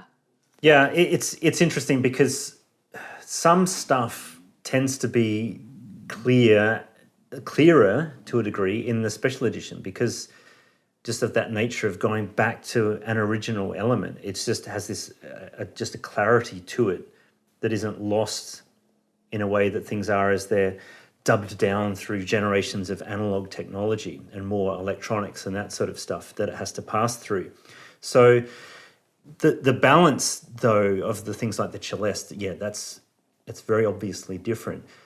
But there are times when, even in a film mix, that might have been buried, and they just either move on and think, well, the quote unquote, we'll fix it in the mix, or we'll move on, no one will know, or it's not that important, or whatever. There'll be a reason why. Sometimes you'll hear something and you'll say, gee, that is really buried, but that is the composer approved mix. I wonder, I don't know. And then you kind of, you grapple with this thought of, should it be changed or not changed? This is a good So, segue. that's kind of the reverse situation. It's like something is less clear than it used to be. But generally, things like the end of Hyperspace there, I think you can hear the bassoons more clearly on the special edition relative to the 4 CD. But, should you is the point. Are they meant to stand out at you, or are they just meant to be a tonality in there? There's all those sorts of questions that come to mind. Yeah, ones that never have a clear answer unless you consult like the composer, because a lot of orchestral instruments are meant. A lot of parts are meant to blend and not stand out. But it's hard. It's a personal call, which kind of leads me to this question of first of all, mastering comes after mixing. Yes. But when we're talking about restoring, that comes before mastering, right? So it would be mixing or no? Yes. Yeah, it does, and so. Something as important as the Empire Strikes Back, if we were starting with the 2-inch multi-track element, for me personally, I would go through a restoration activity where I would listen to every single one of those 24 tracks. So violins 1, violins 2, violas, cellos, basses, etc., right? Each of them individually isolated, and I would make sure that there were no tape dropouts, which is where the tape signal momentarily disappears and then comes back. It's just an unfortunate side effect of an analog format and the fact that some tape isn't necessarily stable over time. There are things like knocks with microphone stands and page turns and clicks and electronic buzzers and things that aren't really meant to be part of the performance, that I would focus in on and clean up and cleanse out, so that at such a time as you're ready to do the 24-track mix down to stereo, that everything is clean and clear and precisely massaged in such a way that you can then just focus on mixing. How loud or soft do we want things? What's the relative spatial placement we want things? How much echo, reverb do we want on things? What's the general tone of the whole kind of piece going to sound like? And then once that's done, you'd output that to a digital file these days, and then you would take that output, which is just a stereo left and right pair, and then take that through a mastering process, which is to further address any overall tonality of the whole thing to make sure it works well for most people's listening environments. And then when you're joining different pieces of music together, like you're joining, I don't know, let's say Carbon Freeze to Luke Pursues the Captives, because that's all one big piece in the film, then that's where you generally do your overlapping and your editing together and make sure that all flows relatively correctly. And then mastering as well involves the topping and tailing of the piece of music. So we start it when the music starts rather than have any musicians' noises and stuff at the start. And then is that what topping means? Tailing and topping. When the last note finishes, we fade that out gracefully so that the level is brought back down. And then there is the sort of the technical process of authoring that so that it can be manufactured at a CD replication plant, or providing those files if it's for a Spotify or whatever, or usually doing a slightly different overall treatment if it's going to be a vinyl release, because we have to consider a few other factors for vinyl that we don't for any digital format. Because what do you have to consider? Vinyl is a mechanical medium, and it's limited by the laws of physics in such that the very first part of a record, which is the outside of it, has the greater fidelity than the inside, because there's more material passing under the stylus. And we can't do things like be too left and right with bass content on a vinyl record, because it'll either take up too much space when it's cut, or it could make some people who have a stylus that isn't necessarily weighted correctly sort of jump out of the groove. But the thing that's often more dangerous actually is a lot of compression and peak limiting and really chunky treble, high-end treble that you'd often find in electronic music. has to be tamed for vinyl record cutting, because you can usually cut it, but people can't play it back at home unless they've got a very good stylus. So cutting's not usually the problem. People think that cutting's the problem. It's not so much cutting; it's the playback that's going to be the problem. Your stylus will mistrack, and it will just sound all like this horrible crunchy distortion sound. Why would compression be a problem? Isn't compression just, taking the extremes and squishing them to the middle? It is. It's coming down from the top usually to do that. But how it kind of hurts the vinyl medium is that it works best if it's more relaxed and the sound is more dynamic. Oh. And whilst pop music is traditionally compressed anyway, to some degree, the type of compression that's often in CDs and digital releases these days, you would simply not cut to vinyl because it's just too much of everything at once. Mm-hmm. So it just takes up too much space on the record for the cutting head to cut it correctly would just take up too much space to get the fidelity that's really needed. So they have to reduce the overall level when they cut it, which then means that there's more pops and crackle and vinyl surface noise that you end up hearing. So it's a bit of a catch-22. Vinyl, you've got to actually think about it more than you do with making a digital release, because you can actually, anything you want, you can put into a digital file. Anything. You can put, full-scale bass at 10 hertz if you want to put it in there. Go for it. Oh, but gosh. you'd never be able to cut that to a record. I would not want to play it. It might not be good for my computer or whatever I'm playing. Anybody's speakers. It would blow out all the windows in their house. I want to go back to something that you said this in another. This is something that you mentioned on the Cinematic Sound Radio with Jason. You said something like you think of restoration as you think about like almost like the audio equivalent of the Hippocratic Oath. And this is like an analogy that you were making. So you were saying, like, first, do no harm. Can you elaborate on that a little bit? And I can prompt you if you don't remember. Yeah, no, sure. I do remember that. Okay, great. Because it is something that comes to mind, is this notion of when you're treating the patient, treat the ills in such a way that you don't make the cure worse than the disease. And it's this idea of saying, well, our job as an audio doctor, I suppose, to follow the Hippocratic Oath is to make sure that the patient leaves better than it came in. And that is subjective, but there are also kind of some objective elements to that where you can just sort of say, no, look, this is really going too far. And things like digital noise reduction are a classic for that, where there is this fear, and there has been for a long time for a lot of people, that tape hiss from an analog recording medium, especially when we first moved into all digital recordings and the CD era first really got going, was that anything that has a hiss to it is evil. Hiss is evil. Hiss must be eliminated. And still to this day, there is no way I can think of to remove a lot of hiss from a tape recording that doesn't in some way impact the actual music.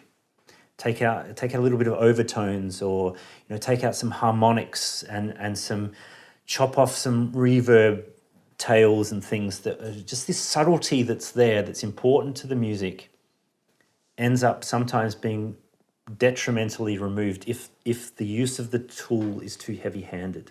So that's the thing about the Hippocratic Oath, is as we're treating the patient, we don't want to be too heavy-handed with anything that we prescribe. We just want to be balanced and holistic and treat the audio that we're treating as the patient to a respect and care of, where are they at, where have they come from, where are they going, what's reasonable, what is completely reasonable. It's like somebody that comes into a GP practice that's 110 years old and says, you know what, what's going on here? I can't run a 10-mile marathon anymore. I need to be able to do that. You go, well, okay, so is that reasonable? Maybe it is, if you're an exceptional 110-year-old human being, but it's probably not that reasonable for somebody of that age.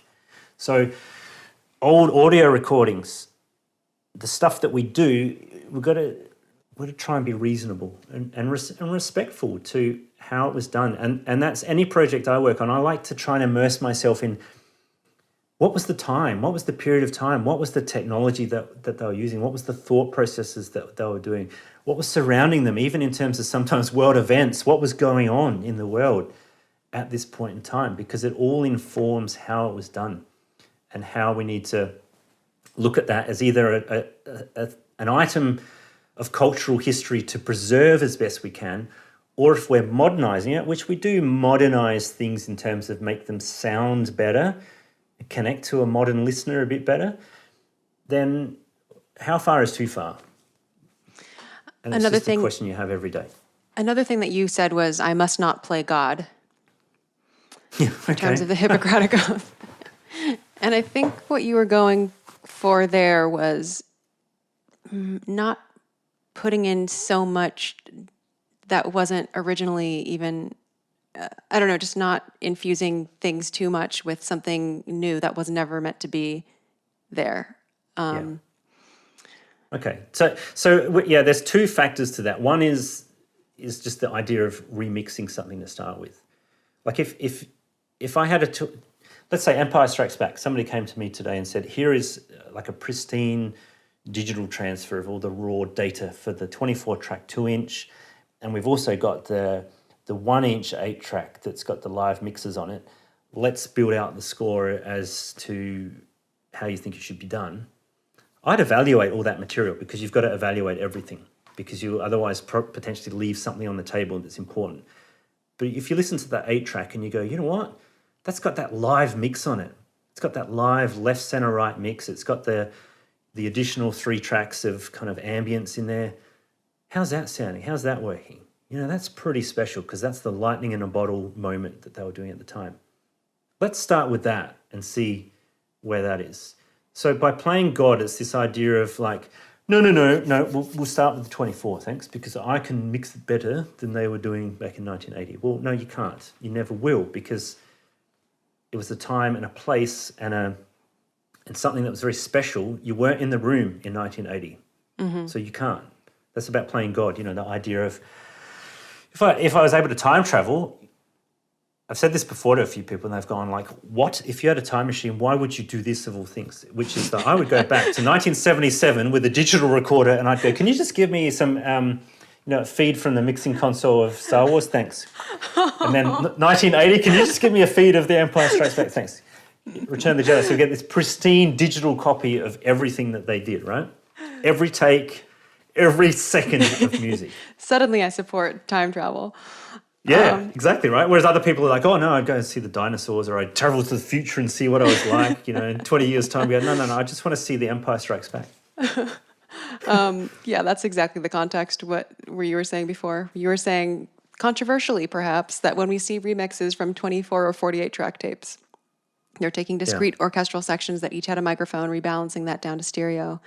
We might end up with something that's quite a ways off than was originally intended. So we can. And look, I've done projects where we've had to do that, and we might have a stereo mix of an album that came out at the time, and that of course doesn't have all the music on it. So we've got the 2-inch multi-track, either the 24-track or a 16-track, and we're like, well, that's the only thing in the world that exists now of this music. So there's the album, which was incomplete, and we want to do a complete album. What do? We've got no choice other than to remix it. Mm-hmm. But what I do when I do that is I'm like, I want the original album in the computer. I want the film. If the film was in stereo, excellent, that's even better. If the film was mono, I'm still like, that's good, because I still want to hear the relative level of everything, even when it's in mono. And we'll try and match it as humanly possible. We'll try and match it. And then once it's matched, it's a case of sort of saying, okay, is there anything here that kind of stands out a bit or doesn't stand out enough, or could just be a little bit different to connect a bit better with a current audience? And sometimes that's stuff like saying, hey, look, this is really weird. They had the flute on this particular, track, let's say, I don't know, attack position from The Empire Strikes Back. They had this attacking a Star Destroyer, whatever it's called now. they had the flute all the way on the left. Why did they do that in the film? And you go, okay, should we do that or not? Because like everything around it, the flute's in the middle.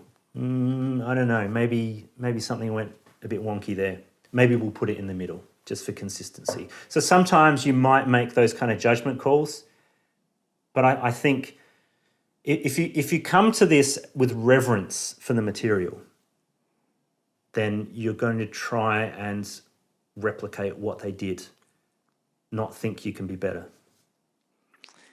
Ooh, two questions. So one thing that I've also heard you say on the Goldsmith Odyssey podcast was that you have advocated that things recorded in mono should stay mono.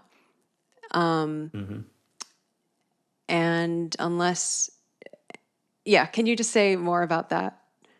Sure. So there's a lot of historical film music recordings that were only ever done in mono. So the entire orchestra or whatever is just condensed to one track.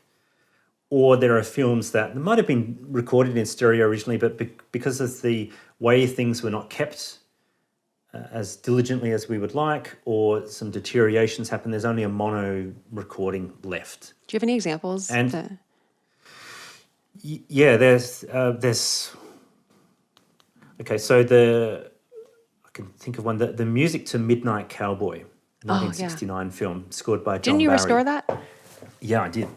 So that's got the Harry Nilsson's song "Everybody's Talking," which everyone knows, and the original album had stereo selections of songs and some score in there. John Barry re-recorded the score for that album in the UK. And the music that's against the film, the score and the songs, some of which the songs were modified for the film, like they weren't just edited, they were actually mixed differently and overlaid with things and overlapped with things and changed around. All that exists of that now in the world is the dialogue, music and effects track, which has got a single track for the dialogue, a single track for the music and a single track for the sound effects. And that's it. So unfortunately, there's, with a couple of exceptions to some of the songs that we put on as bonus tracks, that's all that there is. So if you want to hear the harmonica theme from that film that John Barry recorded into that film, not the one he did on his album, which is a different performance, but the one with Toots Thielemans, it's only in mono. So then your question is, how do we want to present that? Because mono, wow, we can do some really cool stuff, right? We could put some stereo reverb on it, make it sound more spatial. We can even use like stem separating technology now that is out, where it will, through sort of an AI type process, it will try and go, so there's a bass guitar in there, give you a track for that. There's some drums, I'll give you a track for that. There's whatever other instruments, and then you can rebalance it all from that. There are various techniques and ways and means of doing stuff. And I prefer to say, let's keep the integrity of the mono if it makes sense to do so. So on an album like that was a 2 CD set. The disc that had the music as heard in the film, I just left it all entirely in mono because that was the source. I didn't monkey around by putting reverb on it and other stuff. There are exceptions to this, and the exceptions are if we're doing an album where we've got some stereo tracks and then we might have a mono piece because that's all that is available for that particular track. So it might be, let's say, for some crazy reason with The Empire Strikes Back, the asteroid field, one of the best pieces of music ever, was only mono. You go, oh no. How do we deal with that when everything either side of it is in stereo? In that case, what I generally do is I say, well, let's try and put some stereo ambience into it by some reverb. Or I've even used some stem separating stuff in the past, just pull things apart a bit more, make things a bit more left and a bit more right, so that it's not as jarring to the listener. So it kind of fits in a bit better. Yeah. Wow. Not everyone agrees with that approach on either methodology, because there are some listeners that I know that I've either had tell me sort of face-to-face or via an email that mono is terrible because they listen to headphones a lot and it sounds like it's coming from the center of their head. which it does because there's exactly the same signal in the left as there is in the right. So yes, it will sound like it's coming through the center of your brain, but it doesn't bother me. Maybe it bothers other people. I don't know. There are so many Your other listeners choices. can write in and can tell you, no, 98% of people say that's crap. They want stereo ambience. I'll go, okay, I'll consider that. Something else you mentioned was modernizing restored film scores for obviously for a modern audience. And the flute example was not what I was expecting. It seemed like by modernizing, do you mean like just making it so that a modern listener won't feel taken out of it because something sounds like something that they're not used to? Maybe, but what I might have been getting to there is that in audiophile circles for pop music releases, say let's think of big bands of yesteryear and big albums like Thriller, Michael Jackson, 70 million copies, right? There's a lot of people who've got that. So you end up saying, if you were to do a brand new version of the Thriller album,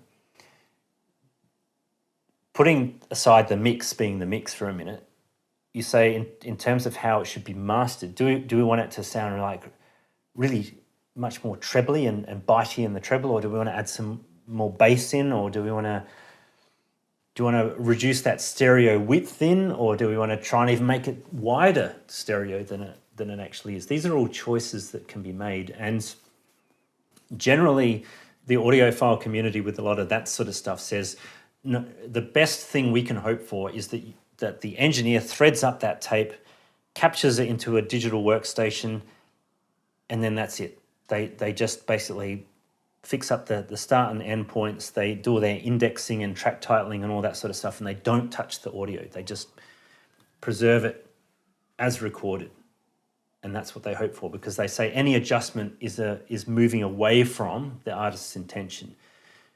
Now, for quite a few big pop releases like Thriller, you could probably get away with that because it's so well done, so well produced by Quincy Jones, so well performed by Michael Jackson, and so well engineered by Bruce Sweden that it would sound good as is. There's not too much that I think Bernie Grumman's the mastering engineer that's done all of the releases. There's probably not a lot that he's had to do, to be honest.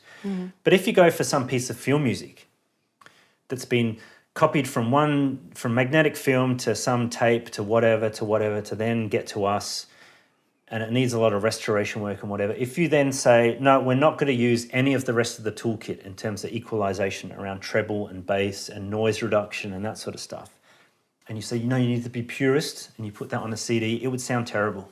It'd sound absolutely terrible. There's scores, for instance, for whatever reason, that have come out of, say, Paramount, no fault of them, just naming them, that the tonality of it would sound so bizarre on a CD. You just go, what is going on? This orchestra has no low end to it. There's what? And it's all kind of pinched, nasally sounding music. Like, what? So we kind of make it say that it will no longer work for a wax cylinder player kind of a thing, or a 78 record player with a big horn speaking out of it, because no one listens to that stuff anymore. They listen on a much more modern, capable equipment, whether that's through any of the name brands in-ear headphones, or through different headphones to that, or through speakers, or through a soundbar, or whatever it is. It's much more capable than what people had in their homes, say, in 1950 or 60 or whatever. That makes a lot of sense. And same with the studios. So there needs to be corrections, I suppose we'd say, made to the overall tonality, in particular, the equalization of the treble and bass kind of sound, so that it just connects better with a modern audience. Yeah. So that it doesn't stand out as being like, oh my God, what is this? Like, yeah. Yeah, it sounds old-timey. Yeah, exactly, right? And some stuff does. Some stuff sounds horribly old-timey, but you can kind of take it you can push yourself if you want to take it further away from that old timiness, because we kind of can now. Because they probably couldn't so much in the in the 80s when they were doing a lot of things, but now you can. So why not? So those I guess flat transfers it would be that you mentioned for pop are probably more doable with pop music, is because the pop tapes or source material is better preserved. It's more about how it was all done, in that it was done with the intention of making a record. Right, rather than So that part of a film. Yeah, so the film, the first thing, the job is, John Williams is standing there and he's conducting. His first job is, how does this fit The Empire Strikes Back? It's not, I might put that as track 3 on the album. Yeah, I'll put that as track 3, yeah. No, he's thinking, is this serving the moment? And is Irvin Kershner happy with the emotion that this is conveying? And, is everyone happy that that flute's not going to clash with that wind sound effect that Ben Burt's, got up his sleeve, or what, it's all that stuff is going through everyone's head. So the whole idea of an album is just like a bonus, really. Yeah. Lucky us. Yeah, exactly. When it comes to restoring like a film score, what are the sorts of artifacts that you're looking to correct? Yeah, so it's generally things like the momentary dropout of the audio signal. That happens quite a bit, so that we call that a tape dropout. Mm-hmm. There are things like just general buzzes and clicks and hums and things of an electrical nature that creep into the recording, and that's partly through the mechanical devices that they were using at the time, the recording machines. There are things like wow and flutter. Wow is an interesting... Yeah, so wow is an interesting one, which is where the pitch of something changes over time. So it's a gradual or more rapid change in pitch. So if there was a note being held very precisely, it would rise up and come down and rise up and down, kind of a sound, rather than be a strict pitch. And the reason that happens is primarily this is because of that magnetic film recording medium. And what happens to magnetic film is that it decomposes chemically over time. It shrinks, and it shrinks unevenly. So that causes it to fluctuate in pitch. It oscillates up and down and up and down in an uneven manner. So you can't just think to yourself, oh, well, what if we just kind of come up with some sort of speed curve to undo this? Right. Yeah, it's more complicated than that. Is that what's happening at the beginning of the Battle of Hoth track? I'll play. Oh, on which release? Yeah, all which of them. Release are you? All of them. Oh, really? Yeah, I'll play. With the pianos? Dun, dun. Wait. Oh, no. Right there. Yeah.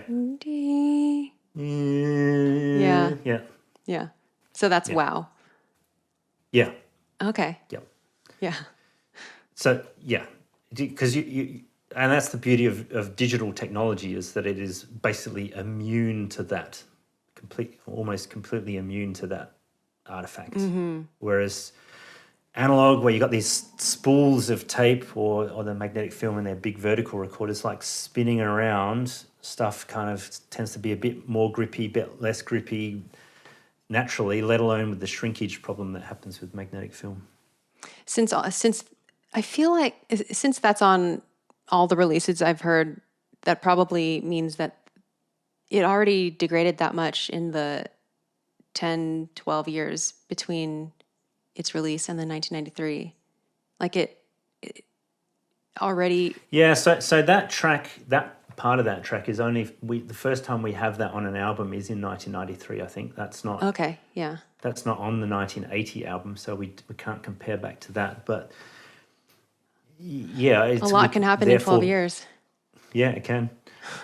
It would suggest, though, that it was built into whatever they'll... Yeah, must have come from the 24 track, must have that problem, I guess. Mm. If everything's got that from that point onwards, then everything would have probably come from that at some point. So, yeah. So that's that's again, you're the detective here, because that's the kind of detective work that you do, is you say, well, this kind of anomaly, how far back does this go? It's not heard there. What can we hear it, say, in the film? Can we hear that? And if we can't, then we go, okay, so that's from a different source than what they were using for the album. Can I play you another example of another place where there's kind of a wobble? Maybe you know Sure. what that is. This is the beginning. This is Carbon Freeze. And again, I hear this on all of the editions that I've heard.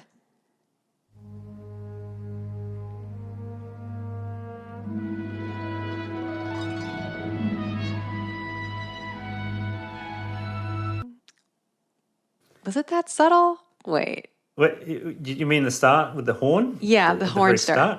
Yeah. Yeah. And then it comes up. Yeah. Yeah, that's it. Is that also wow? You could consider that wow. It actually depends. This is the scientific, I suppose, way of looking at this would be to say it right. So it's unfortunate that that's a solo in this sense, because there's no other instrument really performing exactly that moment in time. So is it the horn players, or is it is it a recording defect as such, or is it a performance anomaly? And the other way to tell, I suppose, in terms of recording would be, we often see kind of embedded into a recording some electrical hum. And that electrical hum, that main kind of 50 cycle hum in the UK, 60 cycle in the US, is sometimes imprinted into the music. So when you look on the spectrogram, you can see it down the bottom there. And sometimes it's more prominent than other times. And the job of the restoration aspect as well, I certainly like to remove it, especially if it's prominent, because we've got some tools that can very precisely do it. But I have also used that on a project like the original series Star Trek music to work out what speed something should be played at. Because you can then say, for whatever reason, this is running at 61 hertz, but it should actually be 60, because it by rights should be. So it's actually playing back fast. We should slow it down a bit. If you could, zoom in, so to speak, on that part, you might see that an oscillation in the mains electrical hum, if there's any in there. And then if there is, you go, right, so that's a recording defect, not a performance choice. Right. In the film, I'll play it also from the film. Lord Vader, we only use this facility for carbon freezing. You put him in there, it might kill him. I do not want the Emperor's prize damaged. We will test it on Captain Solo. Obviously hasn't started yet. There it is. Sounded similar. Yeah. So it was there from all the way then. So maybe it was. You know what? I was just going to say, another interesting thing, like hearing that in isolation of any visuals, is you just realise how good James L. Jones is in this. Oh, indeed. Like what Extremely a performance. Good. It's just takes it to the next level. Just that inflection he has on all of his wording. And you mentioned on your podcast about, I am your father. Just the way he says this stuff is just leaps off a page. It just really does. Yeah. Okay, so something that I hear usually when people talk about wow, another thing people talk about is Flutter. Can you explain the difference? What is Flutter? Yeah, so it's the same sort of idea, but it's just much more rapid. It's just, It's just quick. It's just like it manifests almost like a buzzing kind of type thing, where it's the same as wow, but wow is generally over a longer time duration. Whereas Flutter is a much more condensed time duration, and it's not as common that we just get pure Flutter to deal with. It's more wow. And coming back to that French horn thing, any person deciding, or any person tasked with working on this, if it ever comes up in the future, may, when they come to that piece, think, you know what, we could actually probably straighten out that French horn. And then do some investigation as to, should we, based on, was that a performance or was that a recording issue? And then, make a decision from there. there was something a long time ago that I worked on a project where we had some French horns that were just completely out of tune to the rest of something. But this was in a solo, so it was like, great, we can actually fix up the tuning. Should we? Yeah, let's do it. Because it's from something from the 1950s that no one would go, hang on, because they're probably not alive anymore. No one would say like, I remember seeing that film and that horn performance was exquisite. You've now ruined it. I will say though that the opening like B flat of the main title is like a little bit sharp, played a little bit sharply, and I feel like it's so part of like in Star Wars, and I feel like it would be weird to me if someone fixed that almost. Yeah, well, and speed of itself is a really interesting topic, because we were talking at the start about magnetic film giving us that precise speed. If you look at the end credits, when I noted some of this stuff down before, the original LP, like the one that's on the CD there, is slightly slow from what it should be. The anthology is slightly slow. The special edition is slightly slow. The Disney 2018 is a little fast. So they're Is that why the special slightly. edition and is that why they sound a little bit flatter? Yeah. So to a really pro musician like yourself, you're going to be listening to some of this stuff and go, "Whoa, the tuning of the orchestra is a bit wonky there," and it's not necessarily the tuning that's wrong. It's the reproduction of it that we're listening to that's wrong. Oh, what's so funny is that I noticed that the main title gets flatter, but I took that as like, oh, they fixed how sharp it was. Almost. Well, look, they may have. Yeah, it's very, very subtle. But I was thinking like, well, I know the London orchestras, they tend to push the 440 tuning limit. So maybe they're trying to make it just more standard, if say they tune at 444 instead of 440 for their A. Yeah. Probably overthought Well, that. and that's interesting too, as to how the orchestra is tuned. When I did the Magnificent Seven collection for last year, that first Magnificent Seven film, one of the reasons that it just sounds so incredibly energetic, Elmer Bernstein's music to that, is because the tuning, he's actually slightly upped the tuning. Yeah. And you notice that when you look at it forensically, you go, okay, so my speed is correct. I'll check it and I'll check it and I'll check it and I'll check it. And I'm pretty confident that I've got it correct. But what is going on? Because the orchestra is actually slightly above the 440. And then you realize that he must have done that on purpose to get a more exciting kind of sound. And it's Which subtle, orchestra? but it's there.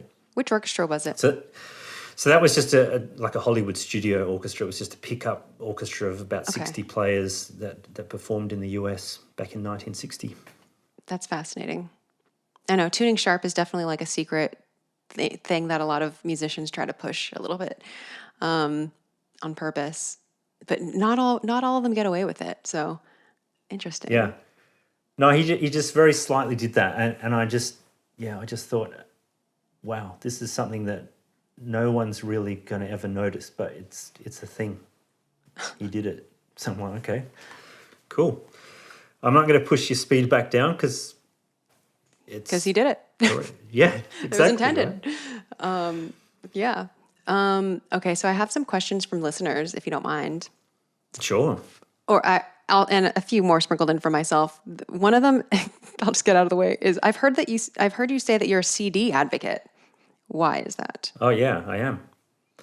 Because the CD is the best mainstream audio medium. It is the one that gives us the most consistent quality. It's the one that gives us the most consistent and inexpensive way to reproduce it.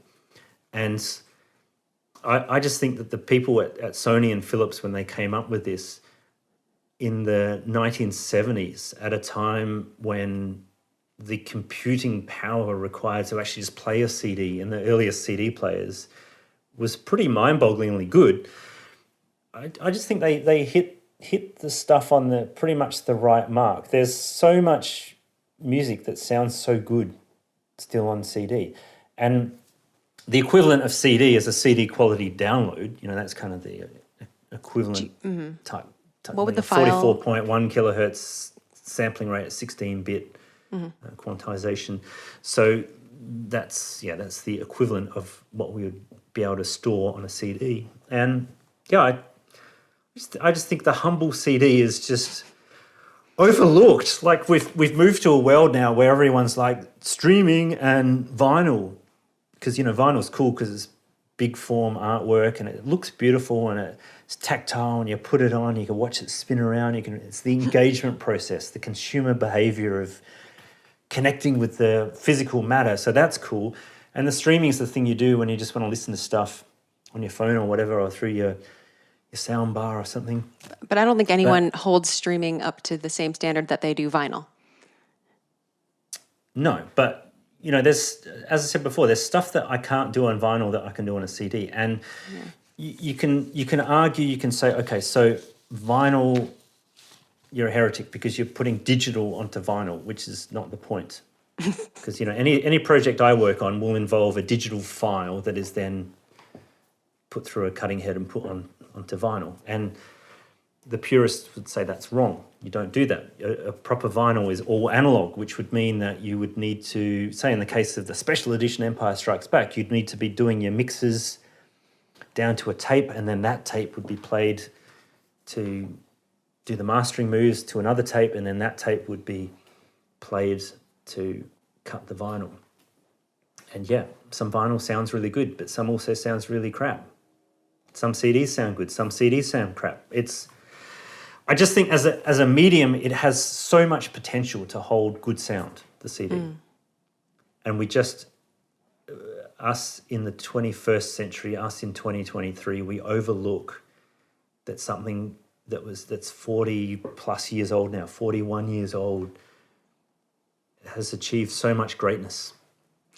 I just don't want to see it ever disappear. It probably will, but it's just because of it's good. I have been really contemplating buying a CD player, and I don't even know where. There's so many.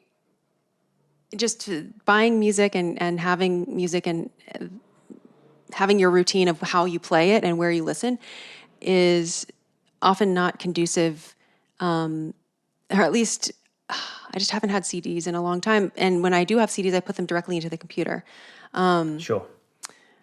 But anyway, that I'm glad to get your take on that. And look, I think people, I do this, a CD and then loading that into the computer. Mm-hmm.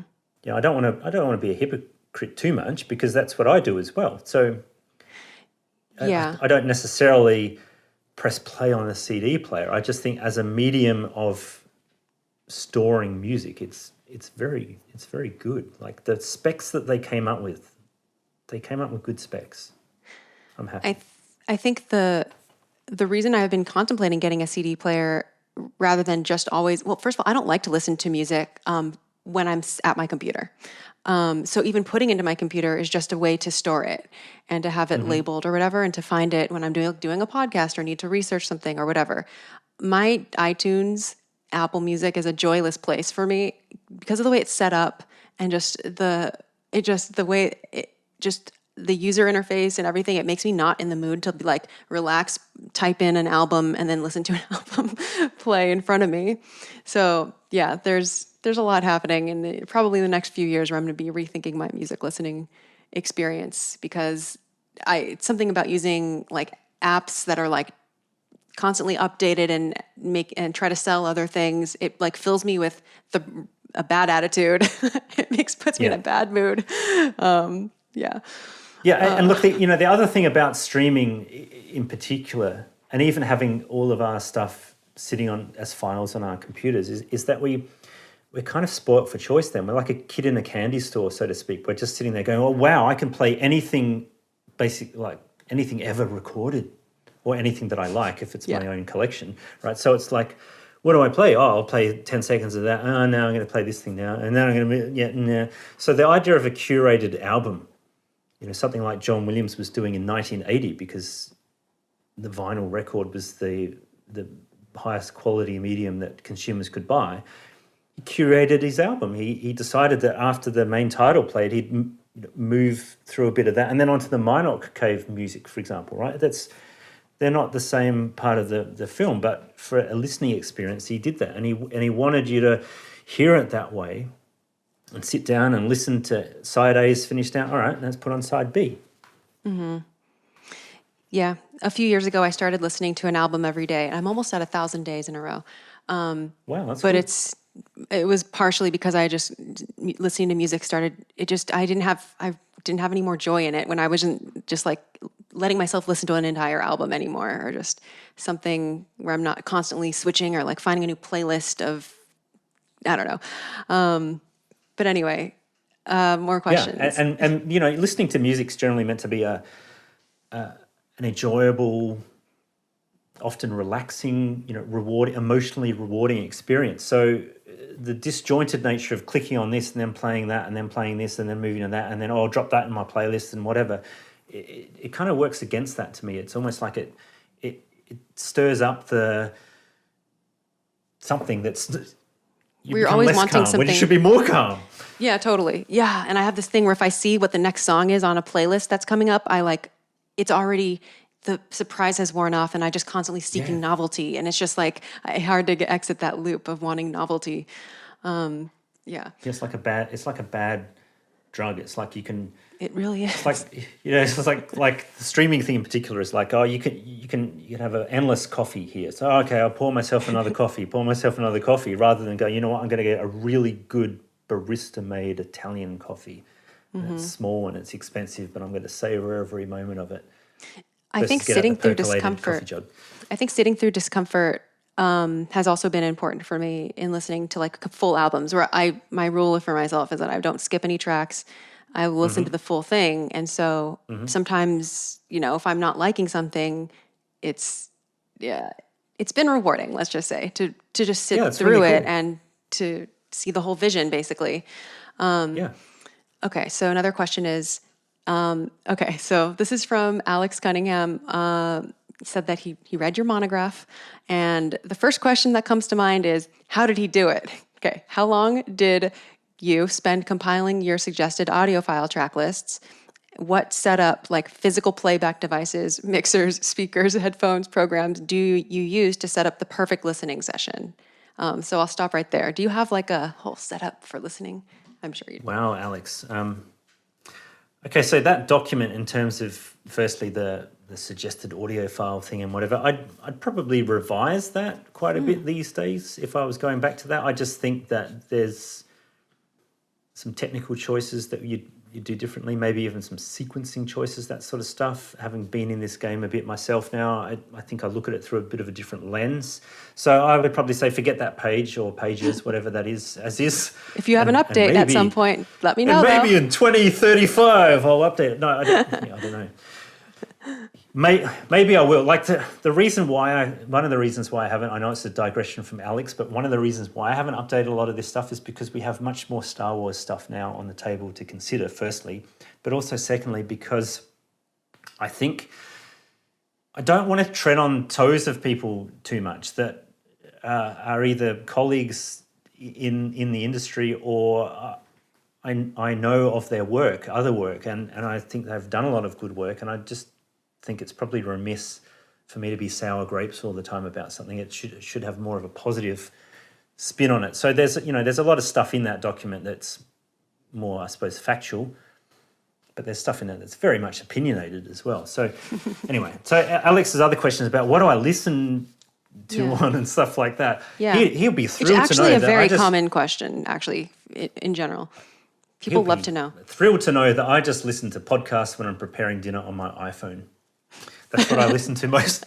It is, including your podcast, your very good podcast, is the humble iPhone sitting next to the cooktop as I'm preparing. That's probably, okay, so putting that aside, kind of as a slightly jokey but also legitimate answer, what I listen to most of the time is the stuff that I'm using when I'm working. Mm-hmm. So that's some big monitor speakers made by a company called Dunleavy, which went out of business a long time ago, but they made some extraordinary speakers in that they have a very flat frequency response. So they're very, very good for hearing what's really, truly there. So that's important, and they stand, what do they stand, about 6 foot tall? Yeah, they'd be 6 foot tall. So, yeah, they're very big, take up a lot of room. And, you know, other equipment, I suppose things like just various headphones of various sorts, because digging into that sort of minutiae of restoration work, you often need to just have headphones to do that, because there are things that you'll hear that you miss if you're just through speakers. Unless you've got the speakers up really loud. So you just need to do a lot of that initial restoration stuff, that very careful, granular work, often through headphones. Well, I do anyway.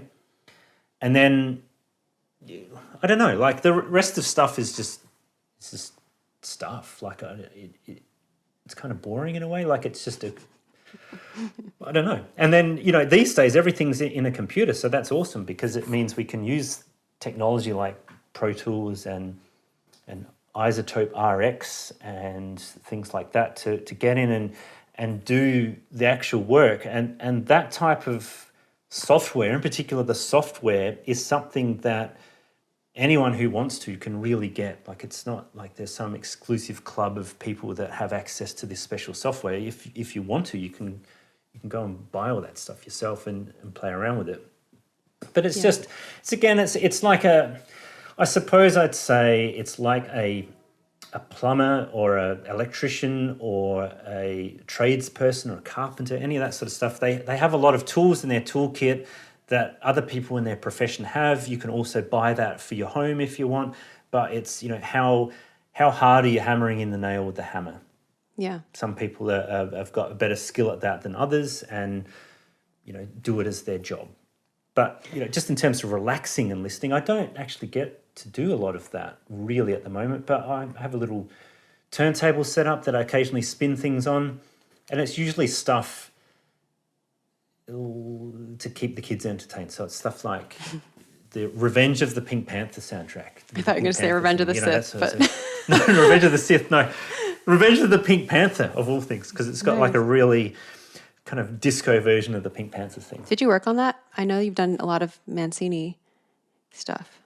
We did. Was that Mancini? Yeah, it was Mancini. We did the last chapters, but it didn't include that. It included Son of the Pink Panther as the last one, but then Trail of the Pink Panther and Curse of the Pink Panther.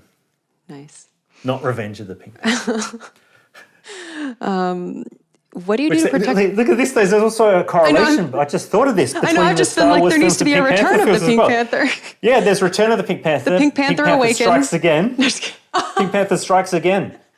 Wow. Right? Is the second of the 70s Pink Panther, and then Revenge of the Pink Panther is the third of the 70s Pink Panther films.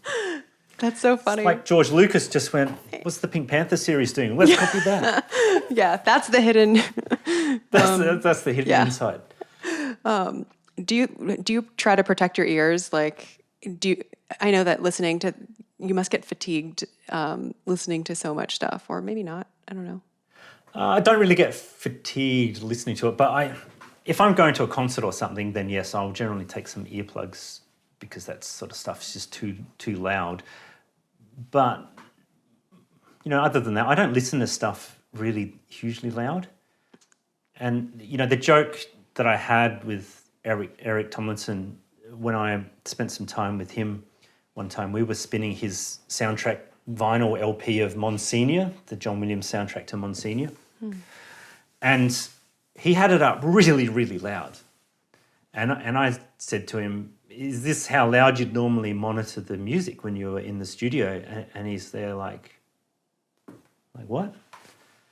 And I shouted it out again, and then he just turned away and didn't answer the question, and was just air conducting John Williams. And then he turned around and looked at me, and he pointed his fingers up to the ceiling, and he's like, much louder, like this. Oh gosh. So yeah, some of those guys in the studio environment, they listen to stuff like full on loud. Wow. I guess the louder and more consistently you listen to things, the more you're going to need to keep doing it louder. Yeah, I guess so. That's right. You know, hearing loss is a problem, and in particular for people who did that as a job back in the day, certainly. Yeah. You know, even people like George Martin, producer of the Beatles stuff, he lost his hearing. Oh, wow. badly towards the end of his life. And I think his son Giles tells the story of him not being able to hear higher than middle C on the piano at the end, which is, that's nothing, right? No, to you and I, that's Oh my gosh, that's horrible. Yeah. yeah. So and that's how Giles actually started assisting his father, was that nobody knew this at the time, but it was the secret that he was essentially like, tell me if this actually sounds all right or not, because I only hear half of the music. Wow. Yeah. Okay, another question. What movie theater of all the theaters in which you've watched Star Wars has provided the best sonic experience? None of them really. I haven't had the privilege of hearing it in the original 6-track 70mm from 1977. I haven't heard that, so I don't know. None. Yeah. Okay. And that's a horrible answer, but That's okay. I haven't heard it sound Alex as good as it could be. has a follow-up question, which is, knowing that no matter the work the Star Wars sound designers did on the original trilogy, they had to prepare for audiences to experience great and terrible movie theater speaker systems. What concessions or adaptations did they make to preserve the best possible experience? I think they would have thought, as everyone did at the time, that dialogue is king. Dialogue intelligibility is the most important aspect of any mix for a film. So whether that's mono or stereo or 70mm 6-track or whatever it is. So it was always that, like, can we hear the dialogue? Can we hear the dialogue? And then probably it was like the prominent effects. They would make sure that stuff that was on screen, that had a visual cue on screen, was able to be heard intelligibly, and then the music wrapping around all that. So I think, and it's just such a good sound team on all these films that they just knew how and where and what to do to give stuff the right space. Like, I remember you talking about the Cloud City stuff, like how much wind is blowing all the time in a lot of that. Like there's minutes upon minutes upon minutes of just, and even at the start of the film on Hoth, with all the and you could call it distracting, but it's done in such a tasteful way that everything fits to the jigsaw correctly. Yeah. Whereas, a less expert sound team would probably muddle some of that up. So I just think it's just the experience of everyone, and they're not really making too many concessions, other than for the mono, they would just always defer to the dialogue being intelligible. Makes sense. So this one's from Ender Smith, who was a guest on episode 13 this season. Was the synth overdubbed or recorded as part of the orchestra? Usually with John Williams, the idea was to do everything at the same time. And certainly the idea with the synth was that they would put it through an amplifier and then pump it out on speakers that were at the back of the scoring stage. You can actually see them in some of those photographs of Anvil. They're little sort of black circles that are left and right underneath the big cinema screen there. Oh, that's what those. Okay. Interesting. Yeah. So that they'd often pump that out through the stage rather than direct injecting it, direct into the mixing console, because the thought was that it had a more of an organic sound. And it really Jerry does. Goldsmith, Jerry Goldsmith was somebody with his scores, so he used a lot of synthesizer in some of his, who was much more an advocate for that idea of let's blend everything as a whole, because then the perspective is also the same, right? Like if you've got a microphone that's, let's say it's 6 foot away from an acoustic instrument, if you've got the synth that's then direct patched into the mixing console, it's not going to have any sense of scale and space relative to everything else. That makes a ton of sense, because I've been thinking, it doesn't sound, this whole season I've been like, the synth just feels like part of the orchestra. And it was basically.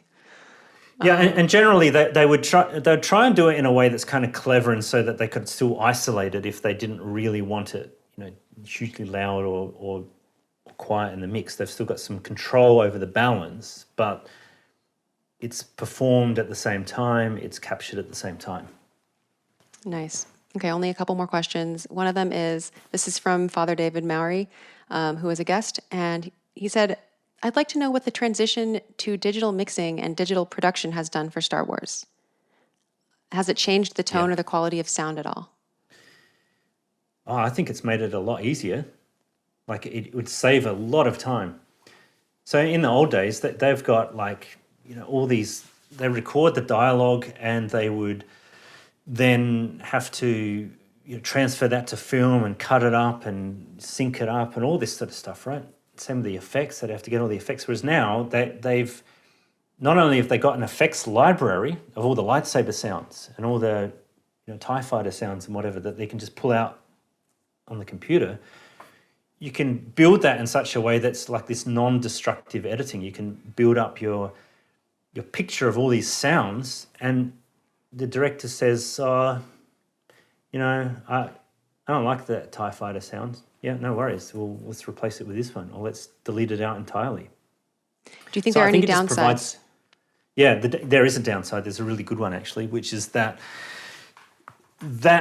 freedom of choice and all those options come at the con that the music is often brought into the mixing, the final mixing stage where they've got all the dialogue, all the effects, all the music across 48 tracks or something, like a huge number of tracks, so that the director, the producer can sit there and go, you know what?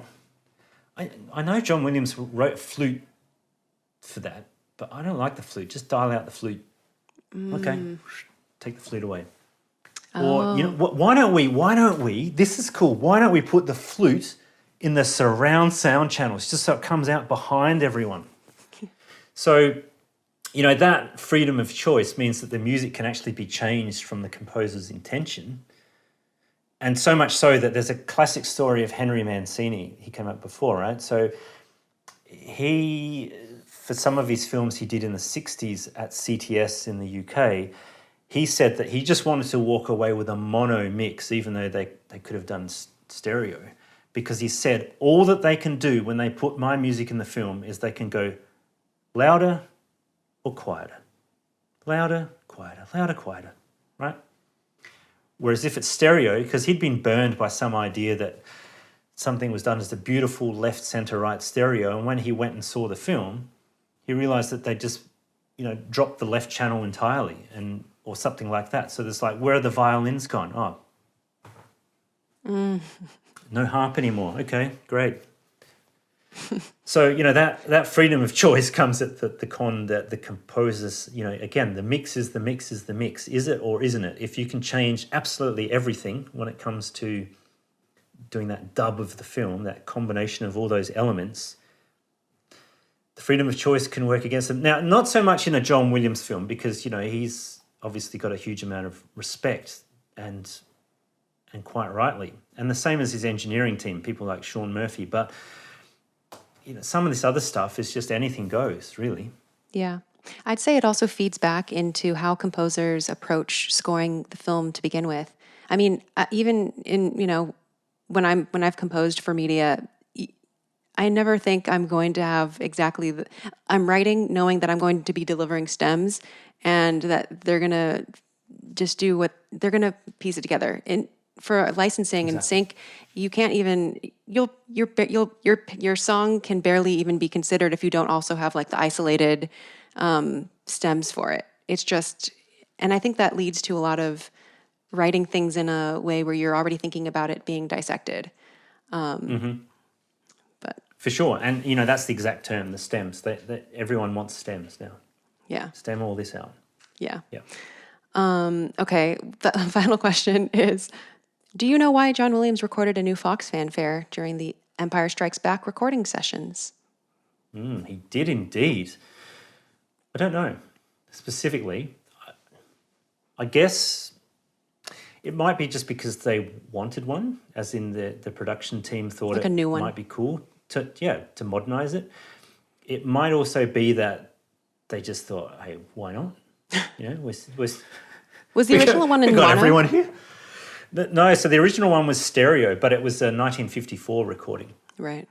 So it was like the original 1954, and they did that. They did that actually on purpose because they wanted a huge discrepancy in fidelity of that original 1954 where it's kind of got the 50 sound palette to it, to then big yellow Star Wars, and then for a new hope. like and then when it came to Empire and Jedi, they used the one that they recorded in 1980, but the trick, they did something different with it for the films, and I don't know if they replicated this for the home video versions, is they instructed everyone to play it, that it was not to play it, but it was deliberately recorded at a lower level.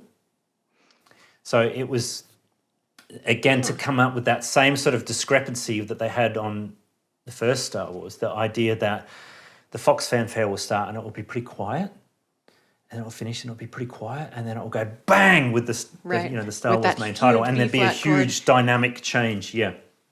Oh, I will say those opening titles always feel like a punch. They do. It's very visceral and very emotional when you see this in a cinema showing. When you get that a long time ago on a galaxy far, far away, you've got that moment's silence, and then you know that what's going to come next is that massive force of energy. Yeah. It's great.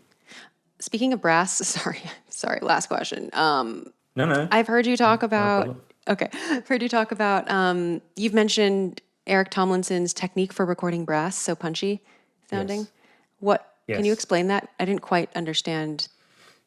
Okay, so the idea when you're recording in an analog format, an analog tape format, was that if you push your recording level too high, it will not clip like it does in the digital realm. And if you've gone over, 0 is the limit, 0 dB full scale is the limit in digital. You go above that and it's just clips. It's just turns things into square waves. It sounds awful, not awesome, awful.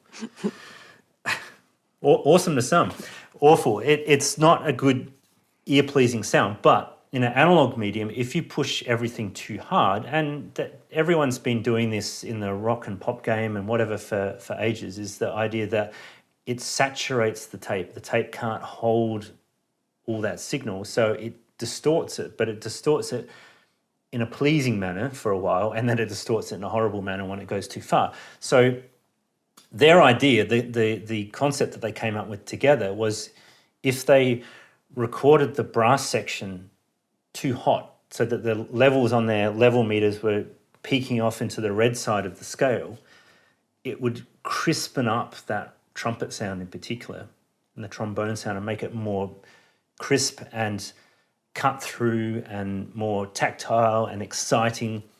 And that was the idea. So that's what they did on all those big swashbuckling projects they did together, was to over-record the brass section, which, on some of the albums has the artifact of it being very audible distortion. You can hear it.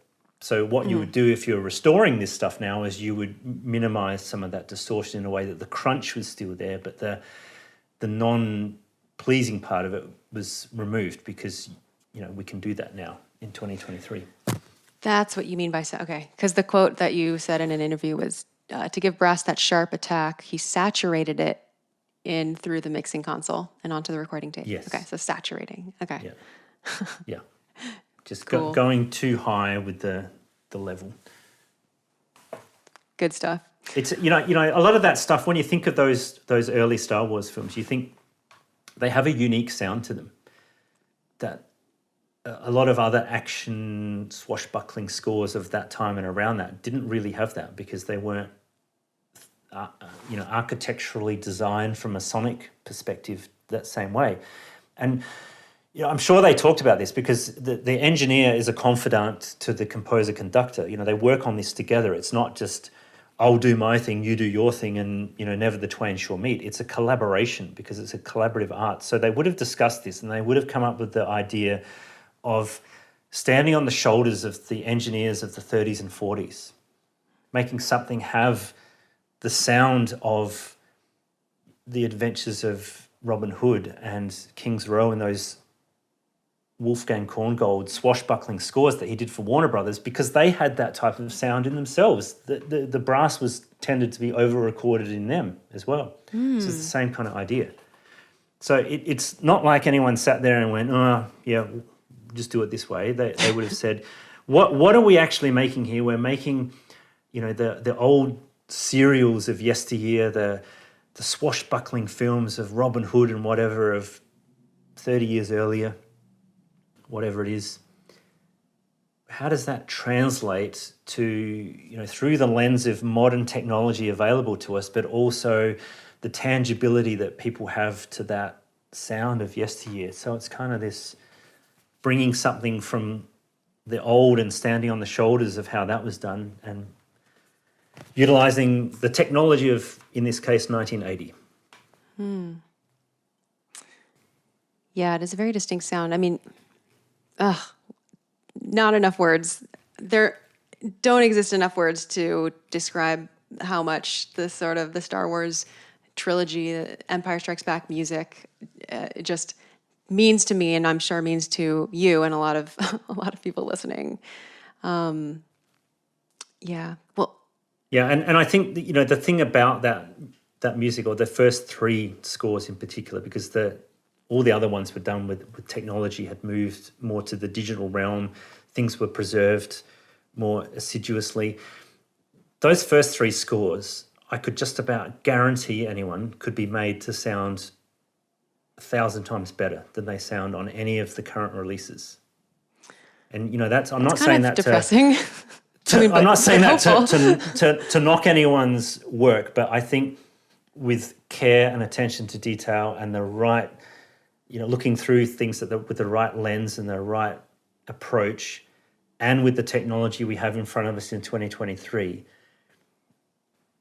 there's the Empire Strikes Back in particular, because of kind of its patchwork history, it could be made to sound absolutely phenomenal, like out of this world, amazingly good, rather than, it's cool, but it kind of sucks that a film, that's so good, there's, I don't know, pick any other film that came out around that time. Star Trek The Motion Picture is always raved about, and that sounds so good. That score sounds so good, but why does The Empire Strikes Back not sound as good? Yeah, well, there's a whole heap of reasons, but one of them is about the treatment that has received in more recent years for its soundtrack release versus the treatment that The Empire Strikes Back deserves to have. What is preventing it from getting that? What are the main? Yeah, I mean, I guess I don't know. I don't think there's any real... I feel like fans would want it, but yeah, well, absolutely they would, and of course they would. But I think there's a lot of. I don't think there's so many technical challenges, because any of that is completely able to be dealt with without any real problem at all.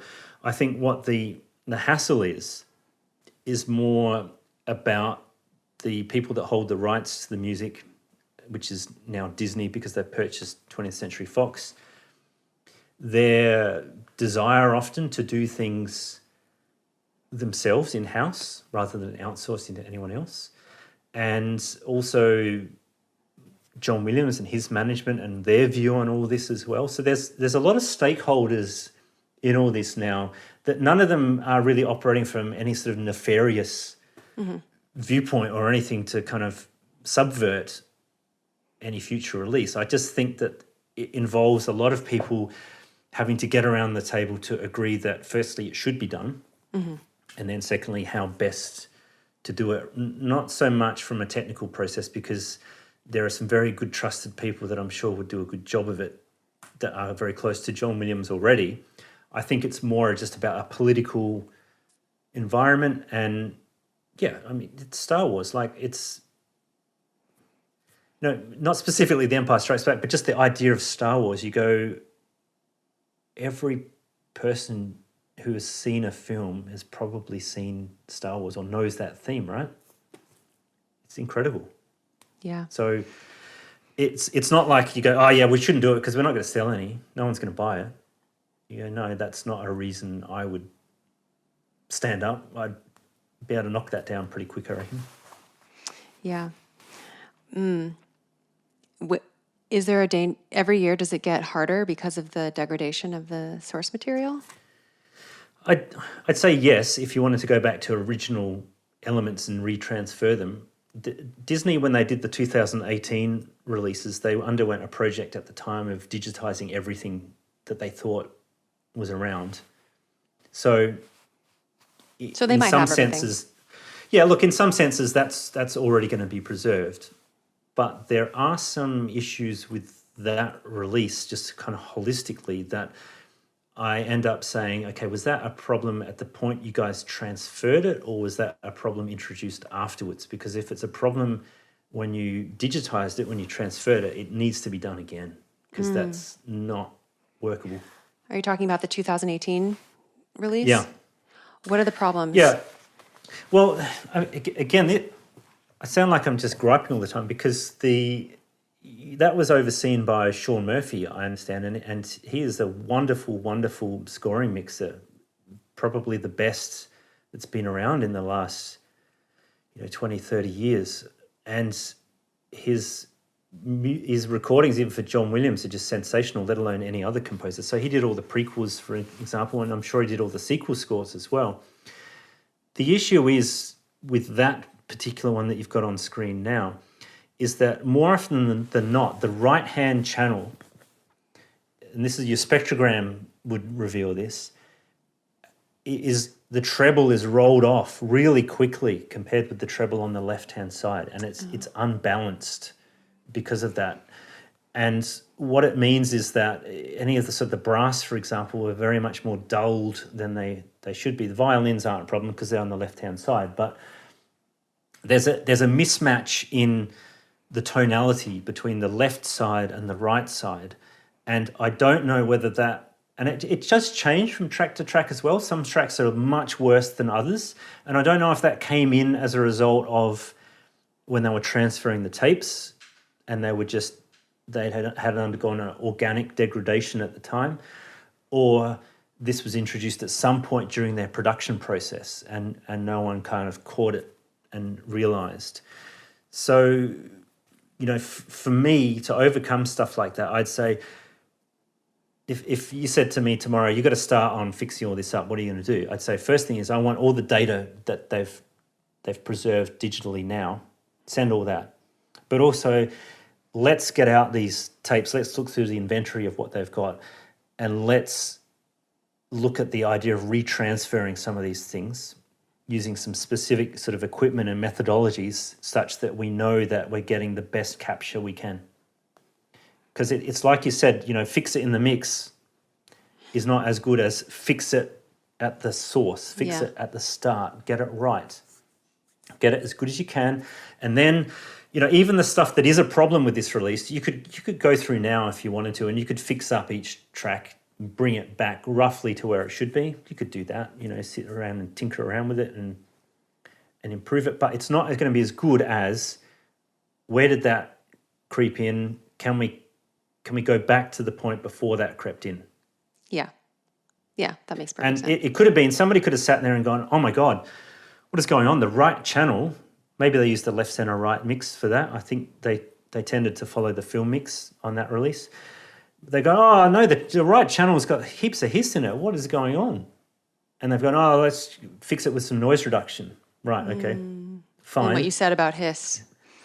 But you've gone too far. You've gone too heavy-handed. You've applied too much noise reduction. You needed to bring it back because it's not consistent with what's going on with the left channel. The other thing that they did, and they tend to do, is they added a fair bit of reverb, I feel, to it. They've kind of, the center where the woodwinds and stuff are tends to be pushed back further than I would have expected. They just kind of make that, it has a less clarity to it. So yeah, I don't know. Multifaceted answer. I hope we get an answer. Though my hopes aren't high for anytime soon. I don't know. Who knows what the future brings? It would be, absolutely stunning if they decided to go back again and maybe for the next anniversary. What is that? When's that though? I don't know. It's the Return of the Jedi anniversary now. It's the 43rd anniversary. Let's do it. Yeah, sounds like a good number to me. Yeah, Return of the Jedi. Well, I mean, Return of the Jedi needs sorting out as well. They all need, the three of them need sorting out in such a way that I just feel that, yes, all the releases have things that make them more attractive, less attractive, completely acceptable, not acceptable, whatever. But, on a sliding scale of where any of that sits, there's a huge room for improvement. Mm-hmm.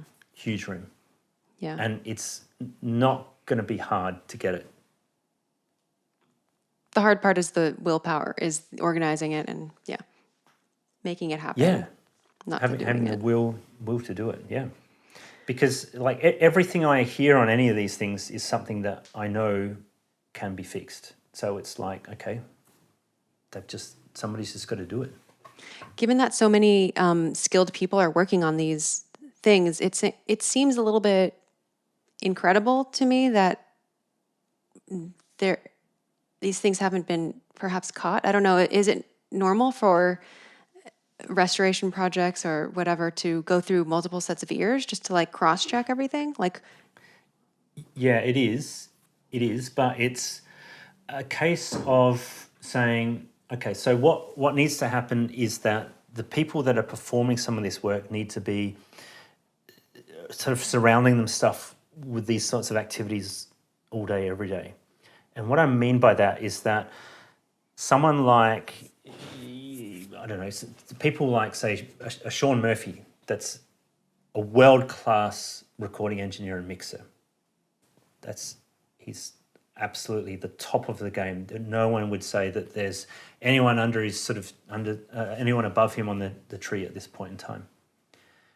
But is his best skill set a guy that sits there in a workstation and paints out all the clicks and goes, oh, there's a buzz there coming in from, somebody, oh, there's a click there, some electrical hum there. Is that what he's good at or not?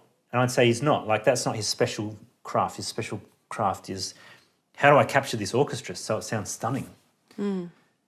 So I think it's just about leveraging skill sets, really, in any of this stuff. And yeah, you could say if it's good enough for all those people that have come before in 2018, 1997, 1993, then why isn't it good enough now?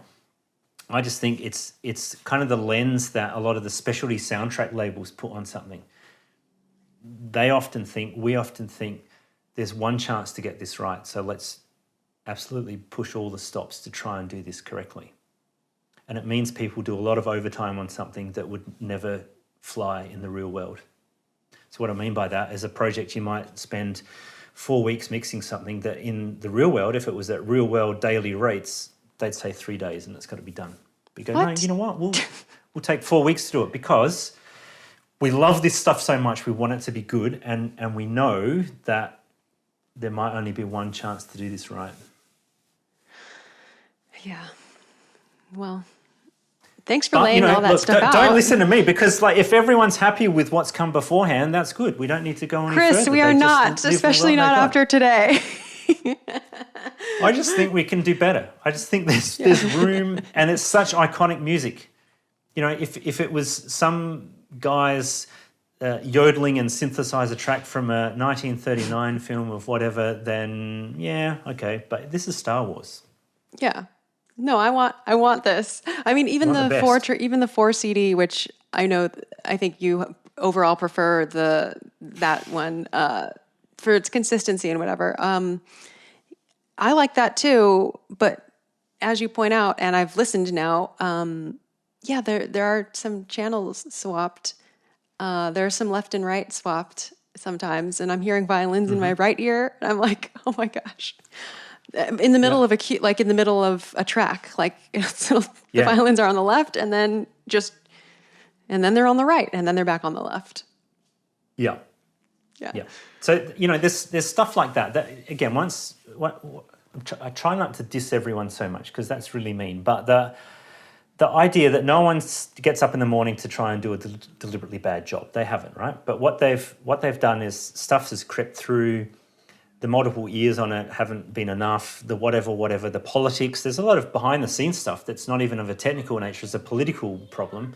What has that done? What's the influence of that in all this? So it's just, there's so many aspects, so many footballs in the air that need to kind of fall correctly for it to work. Indeed. Well, thank you so much for speaking with me today.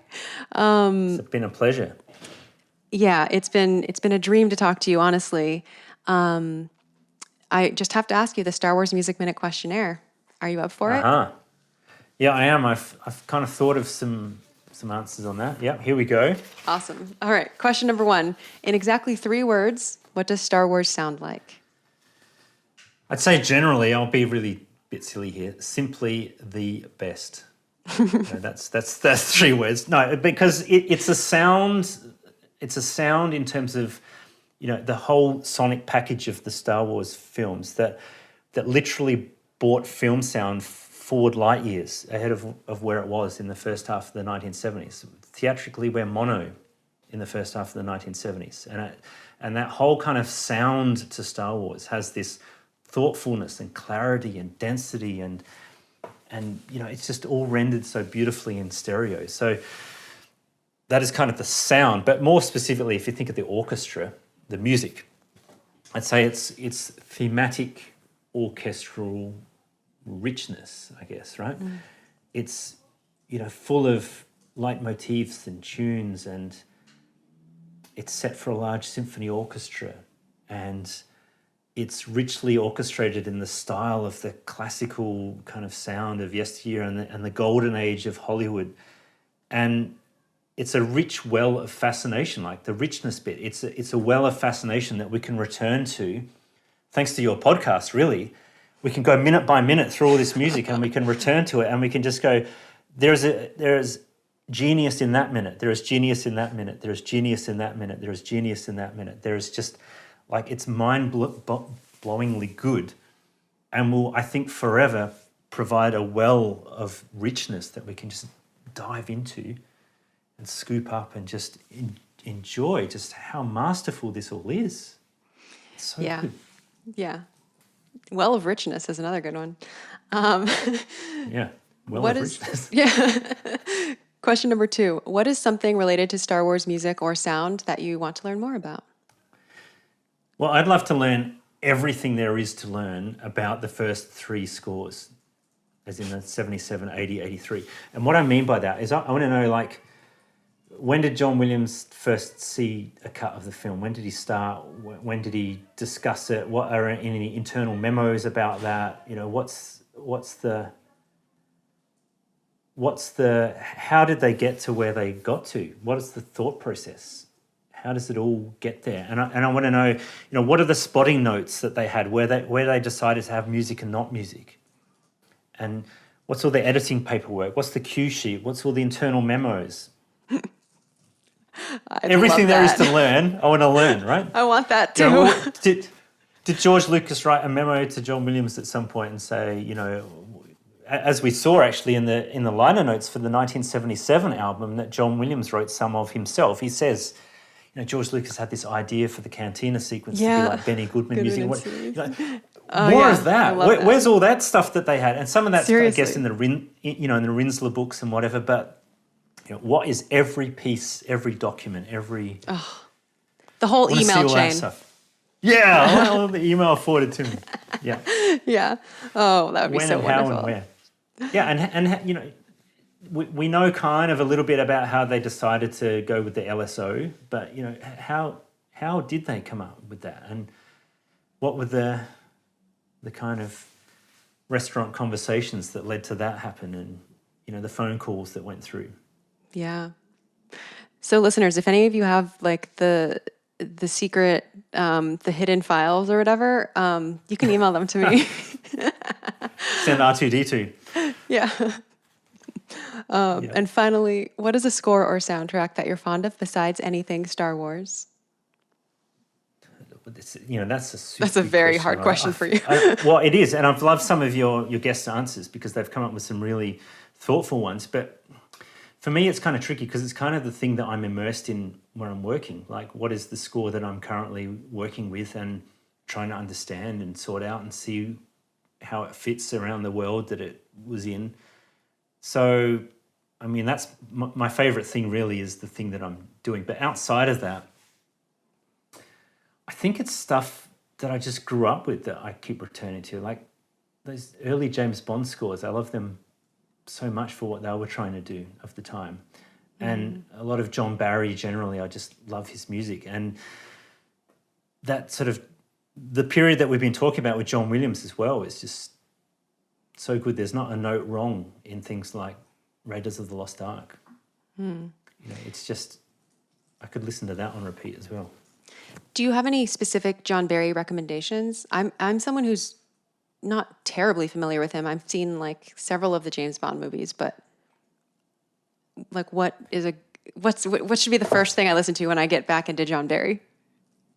Well, see, the trick with John Barry is that his style changed so radically, really. Like, it's still, John Barry is still John Barry, but his overall approach to writing music changed when he left from the UK to live in the US around the mid-1970s. So things that you might have heard of, like Out of Africa and Dances with Wolves, I don't know if you've heard those things, which is very much more sort of open, large open spaces, long lines, a lot of kind of long horns and brass section underpinning the melody type stuff.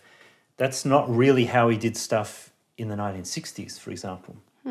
So it's really sort of two flip sides of John Barry. And, well, I mean, you can't go, if you just wanted to see what the guy's all about, you can't go wrong with something like Goldfinger as the James Bond score.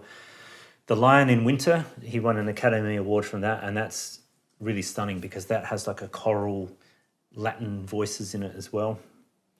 Out of Africa from the 1980s, Dances with Wolves. That's He did that one? Oh, interesting. I didn't know did that. 4 Things to Try. Yeah, that. And, 3 of those 4 won him an Academy Award, so why not start there? Wow. Well, thank you. Yeah. Well, now that we're at the end of one of the longer episodes of the show, I have to say, sorry I kept you so long. The questions not at are all. endless. It's probably too much talking from my No, side, right? I've just been fascinated. Where can people listen to your work and find you online? Do you have any projects to shout out that you're really proud of? They can find me online probably at my website, which is malonedigital.com. And on there, you'll actually see a project list of stuff that I've worked on. And generally, there are links to the host label website that actually released that, so you can hear samples of stuff that I've worked on. Most proud of, I'm really proud of everything because I try and make it as good as we can get it. But it was just funny last year.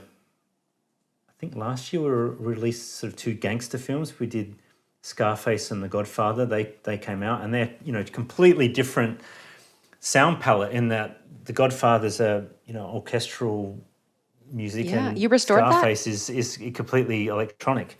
Yeah. How cool. Yeah, we did. Yeah, so that was both of those were a restoration and mixing project, and then mastering as well for Scarface, but Doug Schwartz did the mastering on The Godfather, and he's a very good mastering engineer. So tip of the hat to you, Doug. Wow. And you've also done the 15-disc set from Star Trek, the original series. Yes. Rumor has it. Rumor has it, yeah. That's good fun. That's certainly a highlight of, yesteryear is working on all that. Yeah. And So another good you did a music, John yeah. Williams score. Did I? The Towering Inferno. Oh, the Towering Effect. I helped on a few things that were a bit problematic on that. Ah, interesting. An assist, a minor job. Mike Matessino is the man that did 99.98% of the work on. Didn't he do on the that special stuff. edition? Star He Wars? wrote the liner notes for the Okay. special edition, and also did the sequencing and assembly for Okay. them. So he's very, very good at what he does. Cool. That is for sure. Well, thank you once again. And this is the last episode of the Empire Strikes Back season of this podcast. So, listeners, it's been quite a journey, 26 episodes. The next season will be The Rise of Skywalker, which will be uniquely fun because a lot of the musicians who played on the score, I mean, most of them are still, probably all of them, minus, why am I thinking about this now? They're still around. This was pretty recent. So it will be fun to be able to talk to people who were actually involved in the production. as always, For sure, that's really exciting. yeah, I'm excited about that part. Cool. Yeah. If you have any follow-up questions, or if you have any corrections, even though the season is over, you can always send stuff my way. I have to shout out Andy Napolitano and Alex Cunningham for helping me obtain recordings. And also, again, thank you to Cinematic Sound Radio Podcast and Goldsmith Odyssey for helping me come up with a lot of questions and follow-up questions for Chris today. And if you want to join my Discord server, I'll put a link in the show notes or description for how to do that. With that, I mean, I'm not taking a season break, so I'll be back again soon. May the Force be with you, and talk to you soon on Star Wars Music Minute.